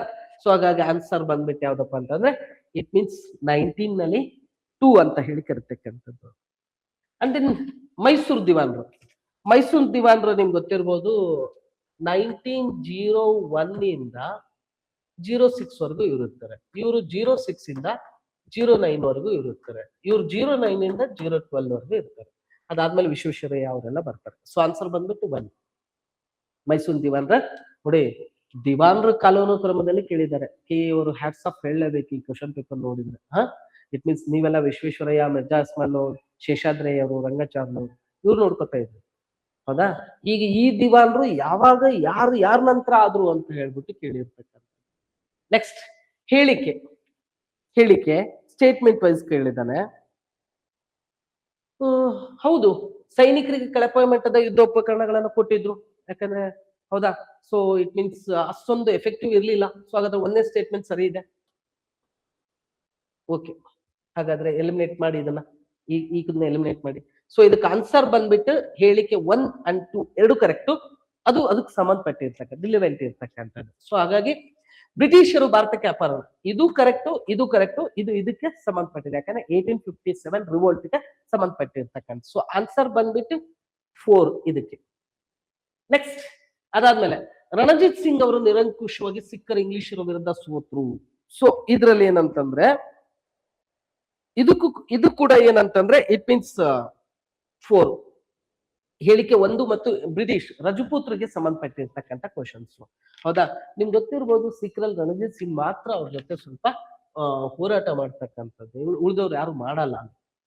ನೆಕ್ಸ್ಟ್, ಅದಾದ್ಮೇಲೆ ಕ್ರಿಸ್ತಪೂರ್ವ, ಇಟ್ ಮೀನ್ಸ್ ಈ ಒಂದು ಅಂಗ ವಗದ ಸಂಬಂಧಪಟ್ಟಿರ್ತಕ್ಕಂಥ ಕ್ವಶನ್ಸ್ ಇರ್ತಕ್ಕಂಥದ್ದು. ಸೊ ಇಲ್ಲಿ ಏನಂತಂದ್ರೆ ಇದಕ್ಕೆ ಸಂಬಂಧಪಟ್ಟಿರ್ತಕ್ಕಂಥ ಆನ್ಸರ್ ಯಾವುದು ಅಂತಂದ್ರೆ ಲೈಕ್ ಮಹಾಜನಪದಾಸ್ಗೆ ಸಂಬಂಧಪಟ್ಟಿರ್ತಕ್ಕಂಥದ್ದು. ನಿಮ್ಗೆ ಗೊತ್ತಿದೆ, ಇಟ್ ಮೀನ್ಸ್ ಅವಂತಿ, ಉಜ್ಜಯಿನಿ, ಹೌದಾ, ಬಗದ, ಕೋಸಲ, ವಂಗ, ಸೊ ಇವೆಲ್ಲ ಬರ್ತಕ್ಕಂಥದ್ದು. ಸೊ ಹಾಗಾದ್ರೆ ಇದಕ್ಕೆ ಆನ್ಸರ್ ಬಂದ್ಬಿಟ್ಟು 1 ಅಂತ ಹೇಳಿ ಕರ್ತೀವಿ. ಅಂದ್ರೆ ಇಟ್ ಮೀನ್ಸ್ ಮಹಾಜನಪದ ರಾಜಧಾನಿಗಳು ಕೇಳಿದ್ದಾರೆ. ನಿಮ್ಗೆ ಗೊತ್ತಿದೆ, ಇಟ್ ಮೀನ್ಸ್ ಅವಂತಿ ರಾಜಧಾನಿ ಉಜ್ಜಯಿನಿ, ಹೌದಾ. ಸೊ B2 ಕೋಸಲ ರಾಜಧಾನಿ ರಾಜಗೃಹ, ಹೌದಾ. ಸೊ D4 ಮಗಧ ರಾಜಧಾನಿ, ಹೌದಾ, ಅಯೋಧ್ಯ. ಸೊ ಈ ರೀತಿಯಾಗಿ 94. ನೆಕ್ಸ್ಟ್ 95. ಸೊ ಏನ್ಸಿಯಂಟ್ ಹಿಸ್ಟ್ರಿ ಹೋಗಿರ್ತಕ್ಕಂಥದ್ದು 95. ಈ ಕೆಳಗಿನ ಋಗ್ವೇದ ಕಾಲದ ಪ್ರಮುಖ ದೇವತೆ ಅಲ್ಲ ಅಂತ ಕೇಳಿದ್ದಾರೆ. ಸೊ ಯಾವ್ದಲ್ಲ? ಇದಲ್ಲ. ಪ್ರಜಾಪತಿ ಮತ್ತು ಇವರಿದಾರಲ್ಲ, ಪ್ರಜಾಪತಿಗಳು ಅಲ್ಲ. ಸೊ ಪ್ರಜಾಪತಿ ಅವಳಿ ಮಕ್ಕಳು, ಸಭಾ ಮತ್ತು ಸಮಿತಿ ಅಂತ ಹೇಳ್ತಾರೆ. ಸೊ ಅವರಲ್ಲ. ಸೊ ಋಗ್ವೇದ ಕಾಲದ ಪ್ರಮುಖ ದೇವರ ಅವರಲ್ಲ, ಹೌದಾ. ಇಂದ್ರ, ವಾಯು, ವರುಣ, ಅಗ್ನಿ ಎಲ್ಲರೂ ಇದ್ರು, ಹೌದಾ. ನೆಕ್ಸ್ಟ್, ಬಾಲ್ಯ ವಿವಾಹ ತಡೆಗಟ್ಟುವ ಕಾಯ್ದೆಗೆ ಸಂಬಂಧಪಟ್ಟಂತ ಹೇಳಿಕೆ ಅಂದ್ರೆ ಚೈಲ್ಡ್ ಮ್ಯಾರೇಜ್ ಸಂಬಂಧಪಟ್ಟಿದ್ದು, ಅಬಾಲಿಷನ್ ಚೈಲ್ಡ್ ಮ್ಯಾರೇಜ್ ಅಂತ ಹೇಳ್ತಾರೆ. ಸೊ ಹೌದು, ಚೈಲ್ಡ್ ಮ್ಯಾರೇಜ್ ತಡೆಗಟ್ಟುವ ಆಕ್ಟ್ 1929 ಅಲ್ಲಿ ಇಟ್ ಮೀನ್ಸ್ ಇದು ಸ್ಟಾರ್ಟ್ ಆಗಿರ್ತಕ್ಕಂಥದ್ದು, ಹೌದಾ. ಸೊ ಅದು ಕರೆಕ್ಟ್, ಒಂದೇದು ಕರೆಕ್ಟ್. ಸೊ ಇದು ಬಾಲಕಿಯರ ವಯಸ್ಸನ್ನು ಕ್ರಮವಾಗಿ 18 ಮತ್ತು 14. ಸೊ ಅವಾಗ ಕಡಿಮೆ ಇತ್ತು, ಹೌದಾ. ಸೊ ಹಾಗಾಗಿ ಏನಪ್ಪಾ ಅಂತಂದ್ರೆ ಇಟ್ ಮೀನ್ಸ್ ಹೇಳಿಕೆ 1 ಮತ್ತು 2 ಎರಡು ಸರಿ ಅದು, ಹೌದಾ. 1929 ಶಾರದಾ ಆಕ್ಟ್ ಅಂತ ಹೇಳಿ ಕರಿತೀವಿ. ಸೊ ಅದಾದ್ಮೇಲೆ ಏನ್ ಮಾಡಿದ್ವಿ ಅಂದ್ರೆ ನೆಕ್ಸ್ಟ್ ಇತ್ತೀಚೆಗೆ 2005 ಮಾಡಿದ್ವಿ. ಇತ್ತೀಚೆಗೆ ನೆಕ್ಸ್ಟ್ ಅದನ್ನ ಮದುವೆ ಮ್ಯಾರೇಜ್ ನ ವಯಸ್ಸನ್ನ ಜಾಸ್ತಿ ಮಾಡ್ಬೇಕಂತ ಹಾನರಬಲ್ ಪ್ರೈಮ್ ಮಿನಿಸ್ಟರ್ ಕೂಡ ಜಯ ಜೇಟ್ಲಿ ಅವರ ನೇತೃತ್ವದಲ್ಲೇ ಒಂದು ಸಮಿತಿ ಕೂಡ ಮಾಡಿದ್ದಾರೆ. ಸೊ ಅದಕ್ಕಾಗಿ ಕರೆಂಟ್ ಅಫೇರ್ಸ್ ಅಲ್ಲಿ ಈ ಕ್ವಶನ್ ಇರ್ತಕ್ಕಂಥದ್ದು. ಅಂಡ್ ನೆಕ್ಸ್ಟ್, ಅದಾದ್ಮೇಲೆ 97. ಸೊ ಇಲ್ಲಿ ಯಾವ್ದಂತಂದ್ರೆ ಹರ್ಷವರ್ಧನ ಮತ್ತು ಕಾಳಿದಾಸನಿಗೆ ಇಬ್ರು ರಾಜನ ಯಾವ ಕೃತಿಯಲ್ಲಿ ರಾಜ ಹರ್ಷವರ್ಧನನನ್ನ ಭಾಸ ಮತ್ತು ಕಾಳಿದಾಸನಿಗೆ ಹೋಲಿಸಲಾಗಿದೆ? ಸೊ ಯಾವ್ದ್ರಲ್ಲಿ ಅಂದ್ರೆ ಜಯದೇವನ ಗೀತ ಗೋವಿಂದದಲ್ಲಿ ವರ್ಣನೆ ಮಾಡಿರ್ತಕ್ಕಂಥದ್ದು. ಗೀತ ಗೋವಿಂದ ಕೃತಿಯಲ್ಲಿ ಹರ್ಷವರ್ಧನನ್ನ ಆ ರೀತಿಯಲ್ಲಿ ವರ್ಣನೆ ಮಾಡಿರ್ತಕ್ಕಂಥದ್ದು. ನೆಕ್ಸ್ಟ್, ಚೋಳ. ಸೊ ಶ್ರೀಲಂಕಾದ ಮೇಲೆ ದಾಳಿ ಮಾಡದವರು ಯಾರು? ಮಾಡಿದವರಲ್ಲ, ಅರ್ಥ ಆಯ್ತಾ? ದಾಳಿ ಮಾಡದವರು ಯಾರು ಅಂತ ಕೇಳಿದ್ದಾರೆ. ಸೊ ರಾಜ 1, ಒಂದನೇ ರಾಜರಾಜ ಅಂತ ಹೇಳಿ ಕರಿತೀವಿ. ಒಂದನೇ ರಾಜರಾಜ. ಸೊ ಇವರು ಶ್ರೀಲಂಕಾದ ಮೇಲೆ ದಾಳಿನ ಮಾಡಿರ್ಲಿಲ್ಲ ಅಂತ ಹೇಳಿ. ನೆಕ್ಸ್ಟ್ ಅದಾದ್ಮೇಲೆ 99 ಶ್ರೀ ಶಹ ಮೂವ್ಮೆಂಟ್ಸ್ ಅಂತ ಹೇಳಿ ಶೇರ್ ಶಾ ಸೂರಿಯಿಂದ ನಿರ್ಮಾಣ ಆಗಿರ್ತಕ್ಕಂಥದ್ದು ಅಂತ ಹೇಳಿ. ಸೊ ಇದಕ್ಕೆ ಆನ್ಸರ್ ಯಾವ್ದು ಅಂತಂದ್ರೆ 2 ಕುಷ್ಕ ಇ ಸಿರಿ ಅಂತ ಹೇಳಿ ಕರಿತೀವಿ. ಕುಷ್ಕ ಇ ಸಿರಿ ಅಂತ ಹೇಳಿ. ನೆಕ್ಸ್ಟ್ ಗುರು ಗೋವಿಂದ್ ಗುರು ಗೋವಿಂದ್ ಸಿಂಗ್, ರಾಮದಾಸ ಇವ್ರನ್ನ ಇಟ್ ಮೀನ್ಸ್ ಆರ್ಡರ್ ವೈಸ್ ಕೇಳಿದ್ದಾರೆ. So A4 B1 C3 D4. So answer 1 ಅಂತ ಹೇಳಿ ಕರಿತಕ್ಕಂಥದ್ದು. ಸೊ ಅದೇ ರೀತಿಯಾಗಿ ಕೆಲವು ಶಾರ್ಟ್ ಆಗಿ ಇಟ್ ಮೀನ್ಸ್ ಮೆಂಟಲ್ ಅಬಿಲಿಟಿ ಕೂಡ ಹೇಳ್ಬಿಡ್ತೀನಿ. ಸೊ ಅದರದ್ದು ಆನ್ಸರ್ನ ನೋಡ್ಕೊಳ್ಳಿ. ಸೊ ಫಸ್ಟ್ ಆಕೃತಿ ಬಗ್ಗೆ ಕೇಳಿದ್ದಾರೆ. ಸೊ ಆಕೃತಿ ಬಗ್ಗೆ ಸೊ ಇದರಲ್ಲಿ ಆನ್ಸರ್ ಬಂದ್ಬಿಟ್ಟು 4. ಇದರಲ್ಲಿ ಆನ್ಸರ್ ಬಂದ್ಬಿಟ್ಟು 4 ಆಗ್ತಕ್ಕಂಥದ್ದು. ಅಂಡ್ ದೆನ್ ಅದೇ ರೀತಿಯಾಗಿ ಸೊ ಪ್ರಶ್ನಾರ್ಥಕ ಚಿಹ್ನೆ ಬಗ್ಗೆ ಕೇಳಿರ್ತಕ್ಕಂಥದ್ದು. ಸೊ ಇದಕ್ಕೆ ಆನ್ಸರ್ ಬಂದ್ಬಿಟ್ಟು 3 ಅಂತ ಹೇಳಿ ಕರ್ತೀವಿ. ಇವನ್ನೆಲ್ಲ ನೆಕ್ಸ್ಟ್, ಯಾಕಂದ್ರೆ ಈಗ ಈ ಕ್ಲಾಸ್ ಅಲ್ಲಿ ಏನ್ ಮಾಡ್ತಾ ಇದ್ದೀನಿ ಅಂದ್ರೆ ನಿಮ್ಗೆ ಆನ್ಸರ್ಸ್ ಹೇಳ್ತಾ ಇದ್ದೀನಿ. ನೆಕ್ಸ್ಟ್ ವಿಡಿಯೋಸ್ ಅಲ್ಲಿ ಏನಂತಂದ್ರೆ ಒಂದು polity sections, geography sections and mental ability sections. So ಅವುಗಳನ್ನೆಲ್ಲ ಏನ್ ಮಾಡೋಣ ಅಂದ್ರೆ ಇಟ್ ಮೀನ್ಸ್ ಒಂದು 10 ಕ್ವಶನ್ಸ್ ತಗೊಂಡು ಡಿಸ್ಕಷನ್ ಮಾಡೋಣ ಯಾಕೆ ಆನ್ಸರ್ ಅಂತ ಹೇಳಿ. ಸೊ ಯಾಕಂದ್ರೆ ಇವನ್ನೆಲ್ಲ ಮಾಡಕ್ಕೆ ಇಟ್ ಮೀನ್ಸ್ ಟೈಮ್ ಬೇಕಾಗ್ತಕ್ಕಂಥದ್ದು. And then 3. ಸೊ ಇದಕ್ಕೆ ಆನ್ಸರ್ ಬಂದ್ಬಿಟ್ಟು 14 CM. ಸೊ ನೆಕ್ಸ್ಟ್ ಅದಾದ್ಮೇಲೆ ಇದಕ್ಕೆ ಆನ್ಸರ್ ಬಂದ್ಬಿಟ್ಟು first -1 and then 5th. So 5th questions ಇದಕ್ಕೆ ಆನ್ಸರ್ ಬಂದ್ಬಿಟ್ಟು it means 4 dice related question. And then 5th ನೋಡಿ ಸಂಬಳಕ್ಕೆ ಎಲ್ಲ ಕೊಟ್ಬಿಟ್ಟಾನೆ, ಹೌದಾ, ನಕ್ಷೆಲ್ಸ್ ಕೊಟ್ಟಿದ್ದಾನೆ. ಸೊ ಇದು ಆನ್ಸರ್ ಬಂದ್ಬಿಟ್ಟು 50%. ಅಂದ್ರೆ ಲೈಕ್ 10th ಅಲ್ಲೆಲ್ಲ ಮಾಡಿರ್ತೀರಾ ನೀವು ಮಾರ್ಕ್ ಶೀಟ್ ಅಲ್ಲಿ, ಹೌದಾ. ಸೊ ಅದಕ್ಕೆ related. Next it means time and distance ಬಗ್ಗೆ ಇರ್ತಕ್ಕಂಥದ್ದು. Time and distance so 329 kilometers 7. Next 8. So ಇದನ್ನ ಬಂದ್ಬಿಟ್ಟು 15 ಅಂದ್ರೆ it means discount related questions, ಹೌದಾ. ಸೊ ಅದರ ರಿಲೇಟೆಡ್. ನೆಕ್ಸ್ಟ್ ಅದಾದ್ಮೇಲೆ ಇಟ್ ಮೀನ್ಸ್ ಇದು ದಿಕ್ಕುಗಳಿಗೆ ಸಂಬಂಧಪಟ್ಟಿರ್ತಕ್ಕಂಥದ್ದು. ಸೊ ಯಾವ ದಿಕ್ಕಲ್ಲಿದ್ದಾರೆ ಅಂತ ಹೇಳಿ. ಸೊ ಇಟ್ ಮೀನ್ಸ್ ನಾರ್ತ್, ಉತ್ತರ, ಹೌದಾ. ಸೊ ಅದಕ್ಕೆ ಆನ್ಸರ್ ಬಂದ್ಬಿಟ್ಟು. ನೆಕ್ಸ್ಟ್ ಅದೇ ರೀತಿಯಾಗಿ ಏನಂತಂದ್ರೆ ಪದಕೋಶ, ಡಿಕ್ಷನರಿಯಲ್ಲಿ ಕಂಟಿನ್ಯೂಸ್ ಇದಕ್ಕೆ ಆನ್ಸರ್ ಆಕ್ಚುಲಿ ಕಂಟಿನ್ಯೂಸ್, ಹೌದಾ. ಸೊ ಆನ್ಸರ್ ಅದಕ್ಕೆ 4th one ಕಂಟಿನ್ಯೂ ಆಗಿ ಯಾವ್ದು ಬರುತ್ತೆ ಅಂತ ಹೇಳಿ. ಅಂಡ್ ನೆಕ್ಸ್ಟ್ ಅದೇ ರೀತಿಯಾಗಿ ಊಹಾತ್ಮಕ ಪ್ರಶ್ನೆಗಳು ಅಂದ್ರೆ ತೀರ್ಮಾನವನ್ನ ಮಾಡ್ತಾರೆ. ಖಂಡಿತವಾಗಿಯೂ ನಿಜ. ಸೊ ನೋಡಿ, ಕೆಲವರು ಗಣಿತದಲ್ಲೇ ದುರ್ಬಲರಾಗಿರ್ತಾರೆ. ಗಣಿತದಲ್ಲಿ ದುರ್ಬಲರಾಗಿರುವವರೆಲ್ಲರೂ ಸಂಗೀತಗಾರರೇ. ಖಂಡಿತವಾಗಿಯೂ ನಿಜ ಆಗಿರ್ಬೋದು, ಹೌದಾ. ಸೊ ಹಾಗಾಗಿ ನೆಕ್ಸ್ಟ್ ಆಗಸ್ಟ್ 14. ಸೊ ಶನಿವಾರ. ಇದಕ್ಕೆ ಆನ್ಸರ್ ಬಂದ್ಬಿಟ್ಟು ಯಾವ್ದು ಅಂತಂದ್ರೆ ಶನಿವಾರ. So it means leap year ಲೆಕ್ಕ ಹಾಕೊಂಡ್ರೆ ಅದ್ ಬರ್ತಕ್ಕಂಥದ್ದು, ಹೌದಾ. 4 ವರ್ಷಕ್ಕೊಮ್ಮೆ ಬರ್ತಕ್ಕಂಥದ್ದು.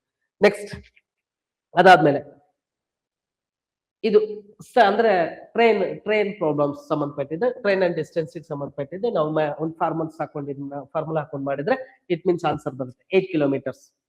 ಅಂಡ್ ದೆನ್ ನೆಕ್ಸ್ಟ್ ಅದಾದ್ಮೇಲೆ ಇಟ್ ಮೀನ್ಸ್ ಸಿಟಿಂಗ್ ಅರೇಂಜ್ಮೆಂಟ್ ಯಾರ ಪಕ್ಕ ಕೂತಿದ್ರು ಹೇಗೆ ಅಂತ ಹೇಳ್ಬಿಟ್ಟು ಇಟ್ ಮೀನ್ಸ್ ಅದನ್ನ ನೋಡಿದ್ರೆ, ಹೌದಾ. ಇದಕ್ಕೆ ಆನ್ಸರ್ ಎ. ಬೇಕಾದ್ರೆ ನೀವು ಸಿಟಿಂಗ್ ಅರೇಂಜ್ಮೆಂಟ್ ಹಾಕೊಂಡು ನೋಡಿದ್ರೆ ಇಟ್ ಮೀನ್ಸ್ ಗೊತ್ತಾಗುತ್ತೆ ಎ. ನೆಕ್ಸ್ಟ್ ಇಟ್ ಮೀನ್ಸ್ ಡಿಕೋಡಿಂಗ್ ಸಂಬಂಧಪಟ್ಟಿರ್ತಕ್ಕಂಥದ್ದು. ಸೊ ಇದಕ್ಕೆ ಆನ್ಸರ್ ಬಂದ್ಬಿಟ್ಟು NRMW ಅಂತ ಹೇಳ್ತಿರ್ತೀವಿ. NRMW ಅಂತ ಹೇಳಿ. Okay. So dear friends, today ನಾವು ಏನ್ ಮಾಡಿದ್ವಿ ಅಂತಂದ್ರೆ ಇಟ್ ಮೀನ್ಸ್ ಎಲ್ಲಾ ರೀತಿಯಾದಂತ ಕ್ವಶನ್ಸ್ ಅಂದ್ರೆ ಲೈಕ್ ಇಲ್ಲಿವರೆಗೂ PC ಯಲ್ಲಿ, ಹೌದಾ. ಸೊ ಯಾವ್ದಾವ್ದು ಕ್ವಶನ್ಸ್ ನ ಕೇಳಿದಾರೋ ಇವತ್ತು, ಹೌದಾ, PC ರಿಲೇಟೆಡ್ ಇವತ್ತು ನಮ್ಮ ಒಂದು ಕರ್ನಾಟಕದಲ್ಲಿ ನಡೆದಂತ ಕೀ ಎಕ್ಸಾಮ್ಸ್ ರಿಲೇಟೆಡ್ ಇರ್ತಕ್ಕಂಥ ಎಲ್ಲ ಕ್ವಶನ್ಸ್ ಪೇಪರ್ದು ಒಂದು ಶಾರ್ಟ್ ಕೀ ಆನ್ಸರ್ನ ನಮ್ಮ NCG ಅಕಾಡೆಮಿಯಿಂದ ಕೊಟ್ಟಿದೀವಿ. ಸೊ ಯೂಟ್ಯೂಬ್ ಅಲ್ಲಿ ಇರುತ್ತೆ. ರೆಗ್ಯುಲರ್ ಕ್ಲಾಸಸ್ಗಳು ಶುರು ಆಗ್ತವೆ.